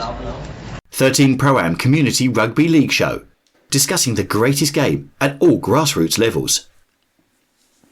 So yeah, that was the under-17s Tour of France, done and dusted. Nantes, fantastic place. Yeah. Got to say that it's good that, like Stu there right at the end, we're seeing the under-16s are the best in their game. And obviously, as he said, you're wandering off to that on Saturday again. Do you need your passport to get in Wales? I'm sure you do. You know? I'm still going to take it, yeah, just in case, you know. But the last time I went, I didn't. Are you sure? Yeah. That was North Wales, though, wasn't it? Yeah. I've been to North Wales a few times. Yeah. Maybe it's going to be different. Yeah, This game, Wales. by the way, is going to be held in Neath. So again, classic rugby union venue. Yeah. I'm looking forward to going over to the Knoll. So that's where the game's being played at. Kick-off 1 p.m. on Saturday, so it's definitely an early start. And this is basically a decider, isn't it, for the league, as it were? It is. So when you count all the results and everything that's happened, I think point difference is in favour of Wales by 2 points. Yeah. So there is absolutely nothing between these sides at all. Two very talented squads, some fantastic players for both teams. It could be titanic. It could be an absolute classic. I can't wait. And this is why I'm going to jump in my car at like 5 o'clock on a Saturday morning and drive my way down there, because I really, really want to see how this side does. And Martin's had them flying. Yeah. He's done a fantastic job with this squad, and they really do seem to have come together. They're actually going on an overnight trip. Yeah. So everybody's meeting up on Friday morning. They're having a captain's run at Lee Miners Rangers beforehand, jumping on a coach, heading down to South Wales. I think they're stopping about 25 minutes, half an hour from the ground. Yeah. So they can be relaxed and in the mode, ready for the Saturday morning and go and play that's the great. game. Because it's, as you say, you've got to treat it like it's a final, haven't you? Yeah. At the end of the day, and again, like the other guys, they're representing England, and I'm sure they'll want to get in there and come away with a silverware if possible. So I'll do what I can to get the best of the post-match reaction, as I have been trying to do throughout, and we'll feature it next week, Steve. Yeah, excellent. So there you go. That's the International Rugby League done and dusted. We're moving on into the NCL. And what has happened in there this week? From players, referees and competitions to clubs and playing fields, we talk about the lot on the 13 Pro-Am Community Rugby League show. Yeah, so we're going to round things off, of course. We've made our way to the NCL, and obviously all the roundups of the games there, kicking off with the NCL Premier Division. And the scores for last weekend were US 16, Rochdale Mayfield 28, Lock Lane 34, Kells 4, Siddle 48, Tatterwyth Crusaders 12, Wath Brow Hornets 56, Egremont Rangers 16, West Bowling 30, Hunslet ARLFC 26, and York Acorn 0, West Hull 34. West Bowling are off the foot of the section, courtesy of a stunning 30 points to 26 victory over reigning champions Hunslet. The visitors, who have beaten Bowling 66-10 in South Leeds, have slipped to fourth in the section after 3 successive defeats, while West could yet escape relegation after having won 3 of their last 4 fixtures. Hunslet looked on course for the double after Kieran Webster and Jack McShane had crossed in the opening quarter, Jordan Gale's conversions helping to establish a 12 points to 0 lead. Jack Milburn replied for the Bradford outfit, Harry Williams improving, only for Tyler Dargan to dot down on the half hour, with Gale appending his 3rd goal. Bowling blasted back to goal level at the break, with Williams having goal touched down by Owen Simpson and Richard Lowe. Hunslet, however, appeared to have regained control with tries by Will Cohen and Craig Miles, but West were not to be denied. Nat Light sweeping over with 5 minutes left, and Williams pegging the visitors back to 2 points with his conversion. And in a dramatic finale, Elliot Cousins crashed over on the 78th minute. Williams making it 5 from 5 with the boot in a game which both sides scored 5 tries. Wath Brow Hornets exacted full revenge for their defeat earlier in the season at Egremont when they beat the Rangers 56 points to 16 in the return. It was Egremont's 5th defeat in a row, and as a result they have slipped to the bottom of the National Conference Premier Division. Early on it was Egremont who made the better start, and they took the lead on 5 minutes with a try from Mitch Edwards which Matt Buser converted. But the Hornets recovered well to go on and lead 36 points to 6 at half time, killing off any hopes Egremont may have had of pulling off a double. Cole Walker-Taylor 2 tries, Jay Moore, Frank King, Jack Megan, Dean Rooney and Morgan McCourt all went in for tries, with Walker-Taylor and Sam Kerwin kicking 2 conversions each. As they had at the start, Egremont began the second half well and bagged 2 more tries through Jordan Bird and Seamus Hutton, one of which was converted by Boucher. but they couldn't sustain it, and it was Wath who eventually took charge again. 4 more tries by King, Megan, Ellis and Aldgate and McCourt. Kerwin kicked 2 goals. Afterwards, Egremont coach Rhys David said, "Any defeat is tough to take, but a derby defeat is just a little bit tougher, especially against the Brow. Ultimately, with being down on numbers, it was always going to be a big ask. We started off great, but once the Brow got a foothold in the game, we struggled to contain them, and that was the story of both halves." Leader Siddle, in completing the double over Tataweath, notched a 5th consecutive win, leaving the Crusaders perilously close to the drop zone. Tataweath, who had lost 42 points to 6 in St Helens, had conceded a Josh Milnes try before Brad Pinder was sin-binned on 10 minutes for a high tackle. Pinder was then red-carded for dissent 5 minutes before the break. Siddle, having already added touchdowns by Jamie Greenwood, Conor McCallum and Liam Whitten, with Greenwood having added his 3rd goal. Dave Parky popped over for the Crusaders 6 minutes before Pinder's exit, but the hosts led 26 points to 6 at the interval thanks to Harvey Williams' touchdown. Henry Turner swept in for Siddle 2 minutes later after the restart. Christian Ackroyd taken over the kicking duties, although Sean Lester hit back for the Heath and Mason Phillips landed his 2nd goal. The pace setters dominated the closing stage, and with unanswered tries by Williams and twice by Oliver Lewis. Christian Ackroyd converted 2 second-half efforts, while Greenwood completed a 48 points to 12 verdict with his 4th goal. Meanwhile, Westall remained in Siddle's slipstream after exacting revenge for the 24 points to 19 home defeat, with his 34 points to 0 triumph at York Acorn. That had been seeking a 3rd win on the run. The Green and Golds had to wait until the 25th minute before opening their account through Jay Lennon, but went in at the interval 12-0 ahead. Ryan Wilson having added a touchdown and also converting both scores. Acorn held out until the hour, beckoning when Lewis Crowther and Danny Nicholas had quick touchdowns improved by Elliot Middlemas, who added a touchdown of his own. And West, despite having Jacob Moore sin-bin for a high tackle, had the last word when Mason Opie Palmer nipped over with a couple of minutes left, Middlemas again adding the extras. Kells are being dragged into the survival battle after they went down 34 points to 4 at Loch Lane as the Castleford side continued their fine recovery from a disastrous start to the season. It's been tight in the first half and the Tiders were only separated by a single try 6 minutes before half-time. But the Lane picked up the pace in the second half and scored 3 more tries before Dominant Weir nipped over for an unconverted try for Kells. Another try for the Hornets, this time from Jake Moore. But there was no rally and Loch Lane scored 2 more converted tries before the end to win comfortably. Peter Smith, the Kells coach, said, "We defended well in the first half, but our ball control was down at 50% and that impacted on us in the second half. We need to put up a performance in this week against home against West Bowling, one of the sides in the bottom 3. Rochdale Mayfield have nosed above Unslet into 3rd place after completing the double over Wath.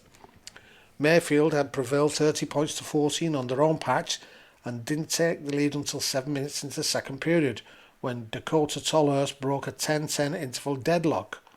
Jordan Parr added a touchdown some 6 minutes later to help establish a 22 points to 10 cushion. But Wath, who had led 10-4 on the half hour through tries by Zach Towers and Ben Bernard, got back in contention when Ben Dent powered over with 15 minutes left and Dan Clark kicked his 2nd goal. Rochdale, however, sealed a 28 points to 16 victory and the Villagers' 5th defeat on the run, with Sean Slater's try 2 minutes from time, plus Jordan Parr's 4th goal. Max Risman and Lewis Butterworth had crossed in the first half for the visitors. So that's all the roundup from the Premier Division. Moving on to Division 1. Ulton Raiders 46, Hull Dockers 20, Skirler 26, Crossfields 38, Stanley 18, Clockface Miners 22, Waterhead Warriors 42, Introse Bridge 24, Wigan St Pat's 18, Lee Miners Rangers 32, and finally Woolston Rovers 26, Dewsbury Moor Maroons 20. And bottom side Clockface Miners may have given themselves a lifeline in the battle to avoid the drop by the end, ending a 7-match losing run with a 22 points to 18 victory at Stanley, whose last win was 7 games ago. The Leeds outfit, who had prevailed 22-21 in St Helens, are on the fringes of the relegation dogfight after having seen a 12-0 lead wiped out through tries by Ozzy Hardman, Jimmy Jones and Jordan Ettleston, with Hardman adding each goal. Stanley, who had opened through Keenan Dyer-Dixon and Adam Butterell, levelled with Dyer-Dixon's second touchdown and Jack Mallinson's third goal, but clocked up the spoils when Jones dived in 3 minutes from time. The sin-binning of Skirler's Carl Puckering 12 minutes from time proved crucial against Crossfield. The scores were level when Puckering left the field, but in his absence Crossfield posted tries by Joe Cowie-Love and Tom Ashurst, with Ben Steele adding the last 2 of his 5 goals to seal a 38-26 points win. Aaron Holliday scored 2 for the visitors, with Dylan Bradish, Alex Clutterbuck and Jack Wilson also contributing. Skirler had been levelled through 2 Harrison Morrow tries, plus a try and 3 goals from Puckering, along with a Josh Atkinson effort. Crossfield's head coach, Rob Campbell, admitted his side made life tougher for themselves than perhaps they needed to, but had praise for the displays of Brad Stanway and Sam Vernon, both of whom were on the score sheet. Stanway kicked 5 successful goals, while Vernon crossed for a try alongside Alex Clutterbuck, Aaron Holliday, Tom Ashurst, Elliot Licku, Tom Brown and Dylan Bradish. We came with a good squad and confidence of getting a result, but made it hard on ourselves, Campbell said. To their credit, Skirler were persistent and just wouldn't give in. They are fighting for survival in this division, and their lads put their hands up and gave 100% effort. I think the deciding factor was our skill level and ball distribution, shown by Brad Stanway getting man of the match. They are big and strong, and we expect that from a whole team, but we went around the pack and reaped our rewards out wide. Our pack worked tirelessly. Sam Vernon is getting fitter each game and is fitting in well, also coming up with some textbook tackling. Oulton Raiders boosted their playoffs prospects with a 46 points to 20 win over 16-man Hull Dockers, who they had beaten 56 points to 10 on the East Coast. Harry Kendall scored a hat-trick for the Raiders, Matty Stableford crossed twice, and there were touchdowns by Adrian Holsworth, Dave Jagger and Jordan Blagg, with Kieran Walpole adding 7 goals. Jack Smith and Keenan Dearlove bagged a brace apiece for the Dockers, while Ethan Wilson and Dan Sotheby landed a conversion apiece. Woolston Rovers exacted sweet revenge for a 30 points to 4 drubbing earlier in the season by defeating Dewsbury Moor Maroons 26 points to 20 in a thrilling encounter. The victory was particularly sweet for Rovers, who had narrowly lost to promotion chasing Lee Miners Rangers in their previous match. The Maroons, who have now suffered 4 consecutive defeats, dropping them out of the top 6, responded well to an early try by Ryan Brown. Tries from Joseph Berry, Kieran Epworth and Jack Clarkson, converted by Greg Colbridge, gave them a 14 points to 6 lead midway through the first half. However, Rovers responded with scores from Ben Dixon and James Tarper, with Dixon adding a goal to reduce the deficit to 16 points to 14 at the break. After the restart, Callum Smythe extended Rovers' lead to 8 points, with Dixon adding the conversion. Dewsbury Moor fought back with a try from Jack Butterfield, converted by Colbridge, but Woolston sealed the victory when Tom Halley crossed the line with 13 minutes remaining. The match ended on a sour note for the Maroons, as Ryan Crossley was shown a yellow card for dissent. Woolston edge coach Liam Lawton hailed the victory as very special. He praised his side's composure under pressure and highlighted the quality of the match. Dewsbury Moor are a very good side, and they contributed fully to a very high quality encounter, Lawton said. But I just felt overall we just had the extra bit of composure at the crucial time, which proved vital at the end of the game. The win will undoubtedly boost Rovers' confidence as they look to climb the league table. Second place Lee Miners gained revenge for the 22 points to 20 home reverse with a 32 points to 18 win at Wigan St Pat's. Pats led 18 points to 10, 8 minutes into the second period, having registered tries by Danny Ridding, Jack Sprout, Logan Bradbury and Johnny Brown, one of which Sprout improved. The Saints had never been behind up to that point, but there was no stopping the Miners from then on. Sam Pilkinson set the ball rolling with a try on 52 minutes, and in the last 13 minutes, touchdowns followed from Marco Williamson, Will Ashworth, Ben Turner and Noah Lancelot, with Pilkinson booting his second goal. Brad Lewis, shortly after his teammate Matt McGowan had been sin-binned for repeated offending, and Lancelot had crossed earlier for the visitors, while Pat's playoff ambitions could now look in jeopardy. Leaders Waterhead hit back from 12-6 down against 15-man Introse Bridge to post a 10th successive win with 42 points to 24 success. The victory, which was revenge for the 26 points to 12 defeating Wigan, was achieved despite James Perks being sin-binned on 21 minutes for contact with the head, with Jensen Hamilton copping a yellow card on 75 minutes for a similar offence. Ince, meanwhile, had Callum Roberts sin-binned late in the first half for a late challenge. Robbie Valentine and Mason Fillingham had crossed in the early stages for Ince, who had been seeking a third successive win and remained third in the table.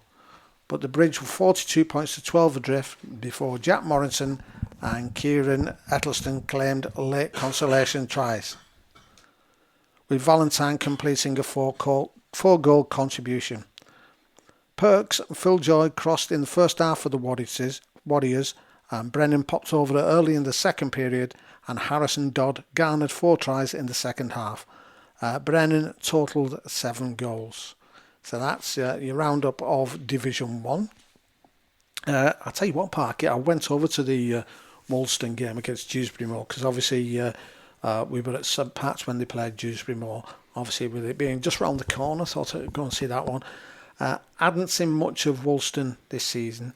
Was it as good a game as Liam Lawton suggested? It was. It was strange actually. They scored right from the start, and lots. You thought they're looking really bright here, and it could be, they could really be on top, because there's quite a difference there in the league between positions between the both. But Dewsbury also, as we said there in the report, have lost quite a few matches of late. So confidence can't be on a real high as such. Although, saying that, they put 3 tries back to back. And there was at one point, because I was stood at the end of the pitch behind the goals, and Lawton came out to his players, and he given the round of the banks, basically, about how they were shaping. And from then on, they seemed to get things together. And certainly in the second half, they were under a lot of pressure, but the defence was absolutely rock tight. And then when they did get chances, they took the chances. And you've got to take your hat off to them. There was looking to use it, little kicks to the wings and using the wing as well as the forward play of Fernley and Files as we hear time and time, really getting into things. But yeah, it was a really good game. As far as Dewsbury are concerned, I mean, to be fair, that they shot themselves in the foot. Okay. As well, because you could see them, they were always in the referee's ear and chirping on.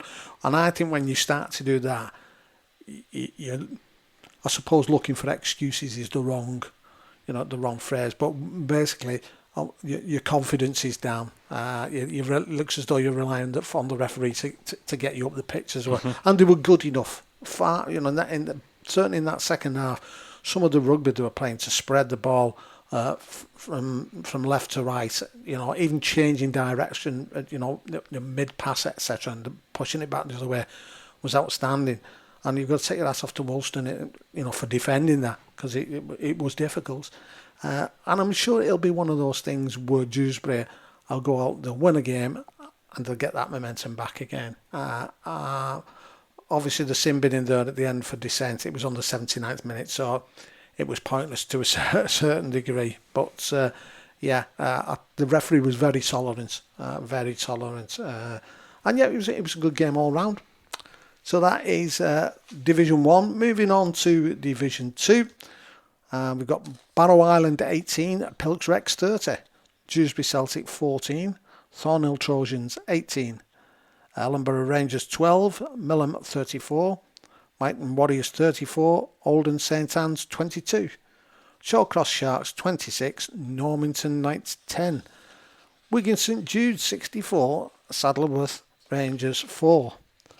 Bottom side Myton Warriors registered an upset with a 34 points to 22 win over third place Oldham St Anne's. Saints, who had prevailed 60 points to 12 on their own mid-in, looked to be on course for a repeat in the early stages, having led 12-0 midway through the first half, through Lewis Aldge's conversions of tries by Matteo Zaffino and Connor Rose. Myton, though, blasted back to lead 28 points to 12 as the hour beckoned, with Mikey Ward crossing twice and other touchdowns going to Lee James, Adam Peggott and Nathan Slater. Oldham closed with tries by Callum Cashin and Craig Basnet. Ollage adding goals. Between times, though, Liam Ward dotted down for the Warriors, with Jack Sanderson slamming his fifth conversion. Millen came out on top in the Cumbrian Derby when they won 34 points to 12 at Ellenborough to end a run of 5 successive defeats. There were no complaints from Ellenborough coach Paul Gorge as he saw his own side slip to their 5th successive defeat. The best team won, and I thought they wanted it more than we did, playing really well. It's the first time this season that I thought we weren't competitive enough. It means we are being dragged into a relegation battle, yet we are still within reach of the top 6 place, and with 5 games to go, we've got plenty still to play for. The win enabled the Woolleybacks to leapfrog county rivals Barrow Island to move within 1 point of Ellenborough with the game in hand. It was tight up to the hour mark with the sides locked together at 12 all, but in a big finish, Millham pulled clear to complete the double over the West Cumbrians. Lee Postlethwaite contributed 18 of his side's points with a try, 4 conversions and 3 penalty goals, while there were other tries from Niall Harris, 2, Andrew Dawson and Jack Newbegin. Ellenborough's tries were scored by Gary Taylor and John Todd, both converted by Sean Momberson. Thornhill won the Derby at the Dewsbury Celtic, 18 points to 14, duly earning revenge for the 22 points to 10 home defeat. Celtic, who had been seeking a 3rd successive victory, had recovered from a Bradley Llewellyn try that Joe Gibson improved to lead 14-6 early in the final quarter, courtesy of touchdowns by Niall McKinnell, Billy Yarrow and Mike Falston, one of which Lewis Teal converted. The Trojans, however, notched a 4th successive win, with tries in the last 10 minutes for Gibson, who added both goals in a 14-point haul. Pilkington Rex, who had beaten Barrow Island 34 points to 6 in St Helens, completed the double with a 30 points to 18 verdict in Furness. The Island were 8 points to 6 ahead at half-time, but the Rex eased on with touchdowns from Elliot Martin, Tom Connick, Cal Johnson and Kieran Napper, who had converted 4 tries, including John Key's opener. Connick improved the last effort. Barrow missed out despite touchdowns for Adam Ford, Ollie Holmes, Nath Sneesby and John Walsh, plus Sam Jones' goal. Max Anderson Moore was sin-binned for a professional foul. Leaders Shawcross Sharks, meanwhile, completed the double after 42 points to 20 win in Wakefield with a 26 points to 10 result against Normanton Knights. The Sharks went 14-0 up in as many minutes, though, through tries by Aaron Woods, Nathan Wright and Isaac Murray, only for the Knights to reduce the arrears at the break to 14 points to 10. Charlie Barker improving one of the tries by Mackenzie Beaumont and Cian Rowley.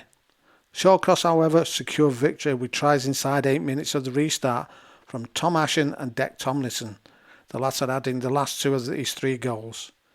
Second place Wigan St Jude's posted 12 tries in a 64 points to 4 slamming of second from bottom Saddleworth Rangers. Jude's, who have won 6 games on the trot, inflicted a 4th successive defeat on Rangers in notching the double after having edged the away game 20 points to 18. The visitors had to wait until 5 minutes from time to open their account through that round. Wigan, by contrast, posted a Rhys Matthews hat-trick, a brace apiece for Brogan Turner and Rhys McNally, and a try and 8 goals for Danny Cassidy. Connor Parkinson, Adam Holt, Adam Levine and Dante Morley Samuels closed the ledger. So that's the results in the second division. Some interesting scores there, Parky, and I've got to say, Pilks are certainly on the up, aren't they? Yeah, some really interesting results, and you're right, Pilks could very well, if they carry on this form, find themselves in the playoffs, which, you know, if we were looking sort of about 6, 7, 8 games, 9 games into the season, it was looking more like they were looking at the trapdoor, weren't they? They were. To be honest, so it's been a good story there for Pilks that they've been able to steady the ship. I know they've got a lot of younger players that have started to push their way through into that first team, and it's good that they are starting to get the results that their efforts deserve. Yeah. And what that shows, I think, Parky, is something that we said, that you do need time to just, you know, sort of, resettle, as it were, and reevaluate things. The only thing that could go against them really is that points difference, because they're minus 142. Yeah, they got a tonking last week against St Jude's. So you look at, you know, the way that this league is. You've got Shawcross Sharks out there, you've got Wigan St Jude's out there. That's a straight shootout between who's going to get the championship there. But both sides are worthy of going up into Division 1 or playing Division 1 rugby. Then there's a real dogfight beneath them. Oldham St Anne's, Normanton Knights, Dewsbury Celtic, they're leading the pack at the moment. Thornhill Trojans are just about tucked in 6th spot. Pilks will be looking at them. If Ellenborough can string a couple of wins together, they'll move into that. Don't rule out Millom either. You know, I mean, both of my good friends from that Italy trip, Jack Newbegin and Rio McQuiston. That's right, yeah. They're back now playing for Millom, and you know they've been playing some good stuff. They can string some wins together. I don't know how many of the last 6 games they've got are at home, but that could prove a really important factor. And you know, when you look at the result there, and I know that you know you gave a summary of it, but Myton coming up with a win against third placed Oldham St Anne's. They left it a bit late to start their charge, or they're like past masters at sort of struggling at the bottom of this division. That's right, isn't it? Yeah. And then suddenly, as if by magic, they pull that rabbit out of the hat. Yeah. And you know, Saddleworth have 5 games left. Now we know how well they played in the last 5 games of last season. Yeah. They need something similar this term. I don't know whether they've got it within the squad this time round, but I could be adding fuel to their flame. So then, you know, they'll be coming back at me saying, Dave, you said we'd get relegated, and we're not. We're going into playoffs. So, you know, but I don't think there's enough points to play for now. There's 10 points there, which would, well, if everybody else lost, that'd guarantee 6th spot. But I can't see it. That's the difficult bit, isn't it? I can't see it happening this year because there's so many other teams that are beating each other in that bottom half of the league. And that said, as soon as you've got to start leaving it in other people's hands, you know, to get a result, that's when you're sort of on a sticky wicket, as it were. But it's intriguingly set up again, is this league, you know, for the rest of the playoff positions, and who is going to get the 3rd promotion spot. That's anybody's guess. It's a right lottery, isn't it? That's as good as winning the top spot at the moment, isn't it? Oh, definitely. Yeah. So if we look at Division 3, just the 3 games played last week. So Featherstone Lions 6, Beverley 28, Lee East 24, Hensingham 26, Milford 11, Dissington 11.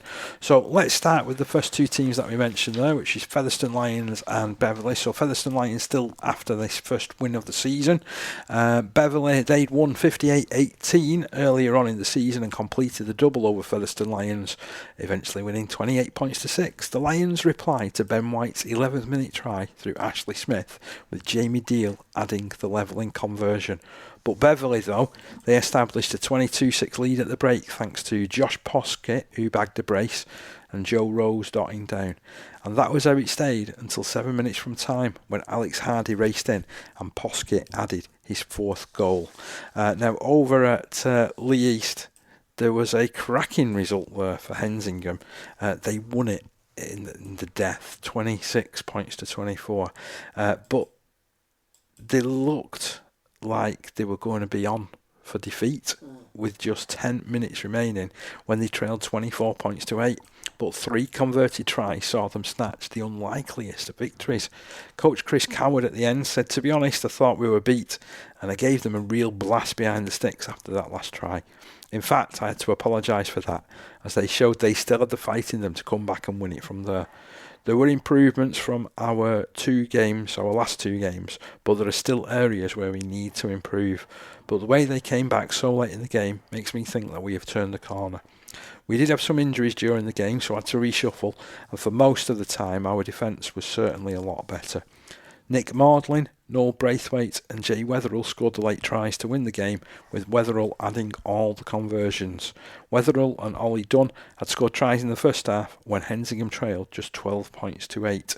And then just to round things off, Dissington, they had to settle for an 11 points each draw at third bottom Milford. This is a right weird scoreline when the home side landed a drop goal 3 minutes from the end.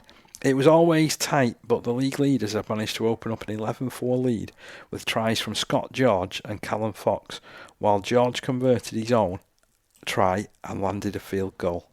Aidan Worthington, the Dissington coach, said, "To be honest, I think we might have been a bit lucky to come home with a point. It was a 4G pitch, and I think it caught our lads out, as they weren't prepared for it.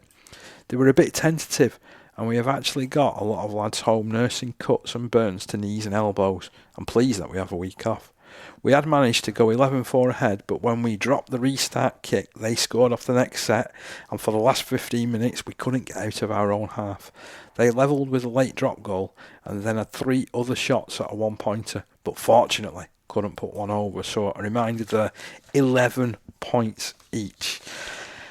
Whoa, and the way that this division is turning out as well also looks an interesting one, to be honest, Steve. So Dissington still just top, just 2 points clear now of East Leeds, who've managed to overcome those points that they got deducted at the start of the season. That is amazing, isn't it, when you think of it? They've done tremendously well there. And then you've got Hensingham tucked in very neatly into third. Driglington just behind them, 2 points behind, but they've played 2 games more than anybody else. Yeah. So they're running out of games. I think that means that they've only got like 2 games to play for the rest of the season. One side that I'm really interested in following over the closing stage of the season is Bentley. So we were there right at the start of the year, weren't we? Yeah, when they opened the club, didn't they? Yeah, and they played against Hensingham, and Hensingham were very good on that day, weren't they? And ended up winning, I think it was 34 points to 10. But they've only played 12 games, so they're 2 games less than anybody else, and 4 games less than Driglington, who are 4th, 3 games less than Beverley, who are 5th, and there's 3 points between Bentley and Beverley at the moment. So if everything goes to plan as far as Bentley are concerned, and this is a side that has scored nearly as many points as they've conceded. Yeah. So if you're looking at, again, I'm not sure who they're playing. I've not looked further ahead than we've got the fixtures to come this week.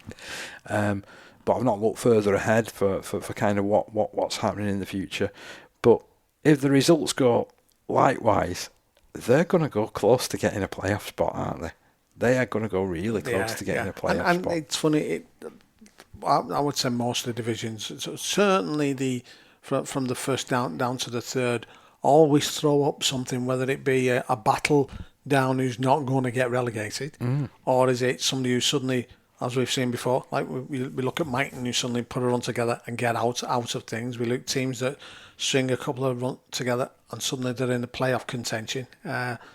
It's all exciting stuff. It is, and unfortunately from a local point of view for me, Lee East seem to be, they've had a couple of adverse results over recent weeks, and they look to have fallen away from that playoff position. They've got just 4 games left.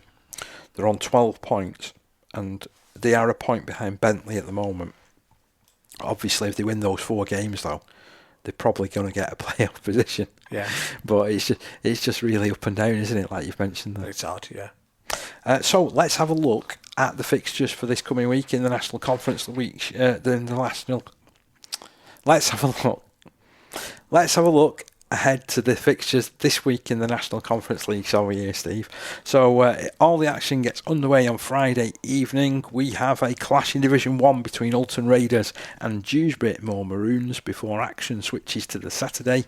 And in the Premier Division, there's some ding-dong battles. that doesn't say it in any script. That's just my description.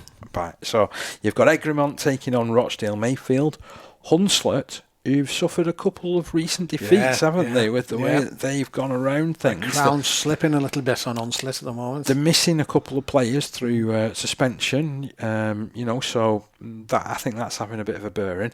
There's going to be a humdinger between them and York Acorn, I feel, at the weekend. York Acorn will be, hoping that they can go there and cause a bit of an upset, won't they? Kells will host West Bowling, who, I think Bowling had that fantastic result, didn't they? Yeah, they've strung a few results together. It started moving away from the danger zone. There's the three teams that went up. It was Egremont, West Bowling. I'm trying to think who the third one was, but I know all three of them. Wath. Yeah, all three of them are around, perilously round that trap door of going back down again.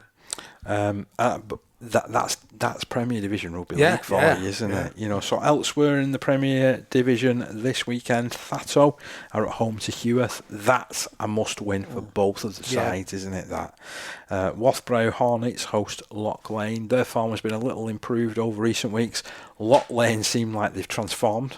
I'm not sure what's happened there. I need to get Paul Couch on, don't I? I need to have a chat with him about what's gone on, because there's definitely been a real upturn and an uptick in performances there. And then finally, last but by no means least, you've got West Hull and Siddle. It's a clash of the top two currently in the division, and that is a mouth-watering tie. A mouth-watering tie in the National Conference League. If you're anywhere near West Hull this weekend, guys, get over there, because that will be fantastic. In Division 1 is a battle of the strugglers. Clockface Miners up against Hull Dockers. Crossfields at home to Stanningley. Lee Miners Rangers, they've got another local derby against Ince Rose Bridge, which I'll eagerly be awaiting the match report to come through for that one. Meanwhile, Wigan St Pat's, who have been very good at home this season, they take on that Waterhead Warriors side that has been rampant over recent weeks. They're starting to ominously score all those points that they were doing last season, aren't they? Woolston Rovers have got a chance to really hammer home their point against Skirler, haven't they? And in Division 2, you mentioned about the upturning form for Pilks Rex. They're away at Dewsbury Celtic. Elsewhere, Ellenborough Rangers are against Shawcross Sharks. I'm sure that everybody at Wigan St Jude's will be looking up at that particular result, but they've got a small matter themselves of Thornhill Trojans, who have some decent players. We know that they have been sort of settling back in, steadying the ship after a couple of really lean years, to be honest, for Thornhill. So St Jude's won't have it all their own way over there. Normanton, they're at home against Barrow Island. Barrow Island starting to run out of games. They're definitely in a relegation battle. Oldham St Anne's against Millom. So here's a real chance for Millom, if they get things right, to go and get a bit of a statement win in the division. And then for me, Saddleworth or Myton, the loser of that will go down. Do you reckon? I think so. Yeah. I think that we're at that stage of the season, 5 games left. I think whoever loses that, they're down. And in Division 3, Bentley, well, they've got their home game against Lee East to come.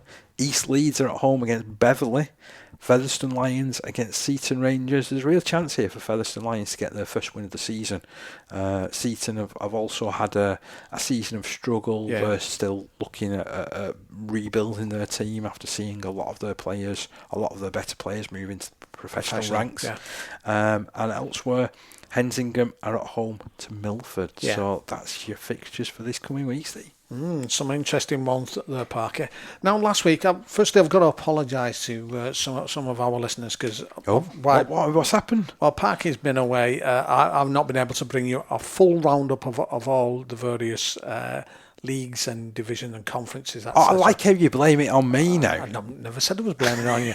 But last week I did spot something. I thought, should I mention it last week, or should I wait till Parky comes back? And I thought, you're not chucking me another low pass here, are you, Steve? No, it's not a low pass. It's just European. This is something that we have discussed in the past. And it's the Rugby Football League have pledged to support London scholars in the capital's Capital Club's bid to stay afloat. Scholars, who switched to the Southern Conference League after pulling out of Betfred's League One at the end of last season, struggled to fulfil fixtures this year and announced 9 days ago their withdrawal from the Amateur Games flagship Southern competition. Really? Yeah. Oh, I've missed that one while I've been away. I knew this one last week, but obviously this has come out this week. Kat Hutchinson, the RLFC Community Game Competition Manager, said, "While we are disappointed to see the withdrawal of London Scholars from the SCL at this stage of the season, we appreciate it has been difficult for the club in terms of retaining and recruiting players. We will endeavour to support Scholars with their preparation for next season where desired. The remainder of Scholars fixtures for the 2024 SCL season have been awarded to their opponents in line with the competition rules." I knew when I saw that, I thought, I'm going to keep my powder dry here. I'm going to speak to Parky about that one. And they have just tumbled, haven't they, mate? And it's so sad, so sad. My initial reaction to that is real sadness, because they were flying the flag for so many years in London. They were promoting young players. They were developing talent, which then moved on to play elsewhere in the game. I've known coaches that have spent many years down there carrying on the development, and it's just so sad. I wasn't anticipating that when I did and covered the game against North Wales last year, that would be the last of the professional ranks. Yeah. And I certainly wasn't anticipating them having to pull out of the competition that they're in this time round due to lack of players. I know that they've been carrying adverts in the League Express for much of the season, advertising for a coach for next season, advertising for players. So I had an inkling that they were struggling, but it's just so sad, and especially seeing as next year, 2025, will be 30 years since they were set up. It's a long time, that, isn't it? A long time. You can't see 30 years of rugby league tumble and wiped away into history. Yeah. I would be absolutely gutted if they don't come back, and I hope that everything can be done that is possible to ensure that we do see London Scholars back on the rugby league map. Because I believe that area of London, it needs rugby league. Yeah, it needs something else. Not everybody can go and play football. Not everybody can end up, going playing at the Tottenham Hotspur Stadium, which is, just up the road from where they play. In fact, if you look at the address for where London Scholars play, it's on White Hart Lane, the top end. You're about a mile and a half away. In fact, I know because I parked there near Wembley. Near there when it was Wembley, and then had to dash back to try and get there before it was all locked up again. I'm desperately saddened by that, and I hope everybody can rally round. It will be so sad. But on another footing, though, I do know that a lot of clubs in London in the past and in the south have been quite transient. Yeah. So are they falling into that sort of mould Possibly, again now, where they've not got the money? Obviously, they're an amateur setup now. They've got to look at restructuring their club in that way. And this could happen to anybody. Yeah. So we're heading into this situation in the professional game where everybody's starting to look at IMG points. Stick a screen up in your stadium. It's worth so many IMG points. I'm sorry, but the money that you're spending on your stadium, if that went into London Scholars, they wouldn't be falling apart, would they? Yeah, that's right. And it's just another one of these where, for me, there hasn't been enough fed into the community ranks in that sort of respect. Yeah. I don't know where the answer is. Yeah. Hopefully, if the RFL are lending, as much support as they can, that this club can be saved. I know what it felt like when, as a Leaf fan, down the years, it's come close to losing the club. But I feel this just as hard. You know, I hadn't read this news, so this you're getting a really raw reaction off me now, and I'm both disappointed and upset, you know, because I thought that they were onto something there. And I just hope that, you know, we can reveal like some sort of, you know, and here's the special prize at the end of the season that they're going to be on there for next year. Phoenix from the Flames. And it'll be 30 years. 30 years next year. Yeah. You can't go throwing away 30 years of rugby league history, of rugby league development. Something must be done. Yeah. And to end things on a sad note as well, Parky, it was sad to hear about the death of Bill Arthur, obviously former Sky Sports commentator. And I come at this from a slightly different angle, which I think you know, is that obviously he was a good supporter of the Nottingham Community Club, the Bassetlaw Bulldogs. If I'm not wrong, on one of your interviews, did you speak to Phil Abbott? I think it was certainly I did speak to somebody from from there, and they were telling about his involvement with the club and how he was a keen supporter. All I can say is, you know, he's done a great job with Sky doing the commentary, etc. But for somebody to you know, sort of support the community game as well, who comes from such a background. Not grown up with it in that respect. It was just from a chance meeting out in Perpignan, apparently, and he latched onto him. I'd been involved, was even on the committee, and been involved with them there. But it was sad. Really, really sad news. I certainly know that as England Community Lions, we acknowledge the fact that, you know, Bill had passed away. From a personal point of view, a personal note, as someone that you know, commentates on rugby league matches, it is very sad. He's a recognisable voice. He's someone that cares deeply about the sport, as you've mentioned, the support that he was lending to Bassetlaw, and it's sad that we only hear about those stories when people are no longer here. Yeah. It's true that. And this is the reason why we do this show, isn't it? You know, so that all the people that are out there that give their time, they give their efforts, they care so much about our sport, that they get recognised. That's important. And from my point of view, just you know, like, thanks for all those times, Bill. Yeah, thanks for the memories. Thanks for the memories, and commiserations and respects to all your family and friends out there, mate. Yeah, condolences to everybody. So that's it, Parky, for this week. Good to have you back, mate. Good to be back, to be fair. You know, even though it's back on international duty this weekend for me. Duty, I don't know. We'll catch you next week, and I'm sure Parky will have a roundup of what's gone on the weekend from an international point of view. See you next week. Ta-da. Every tackle, every try, every scrum. Green Cooling is proud to be part of the Community Rugby League family.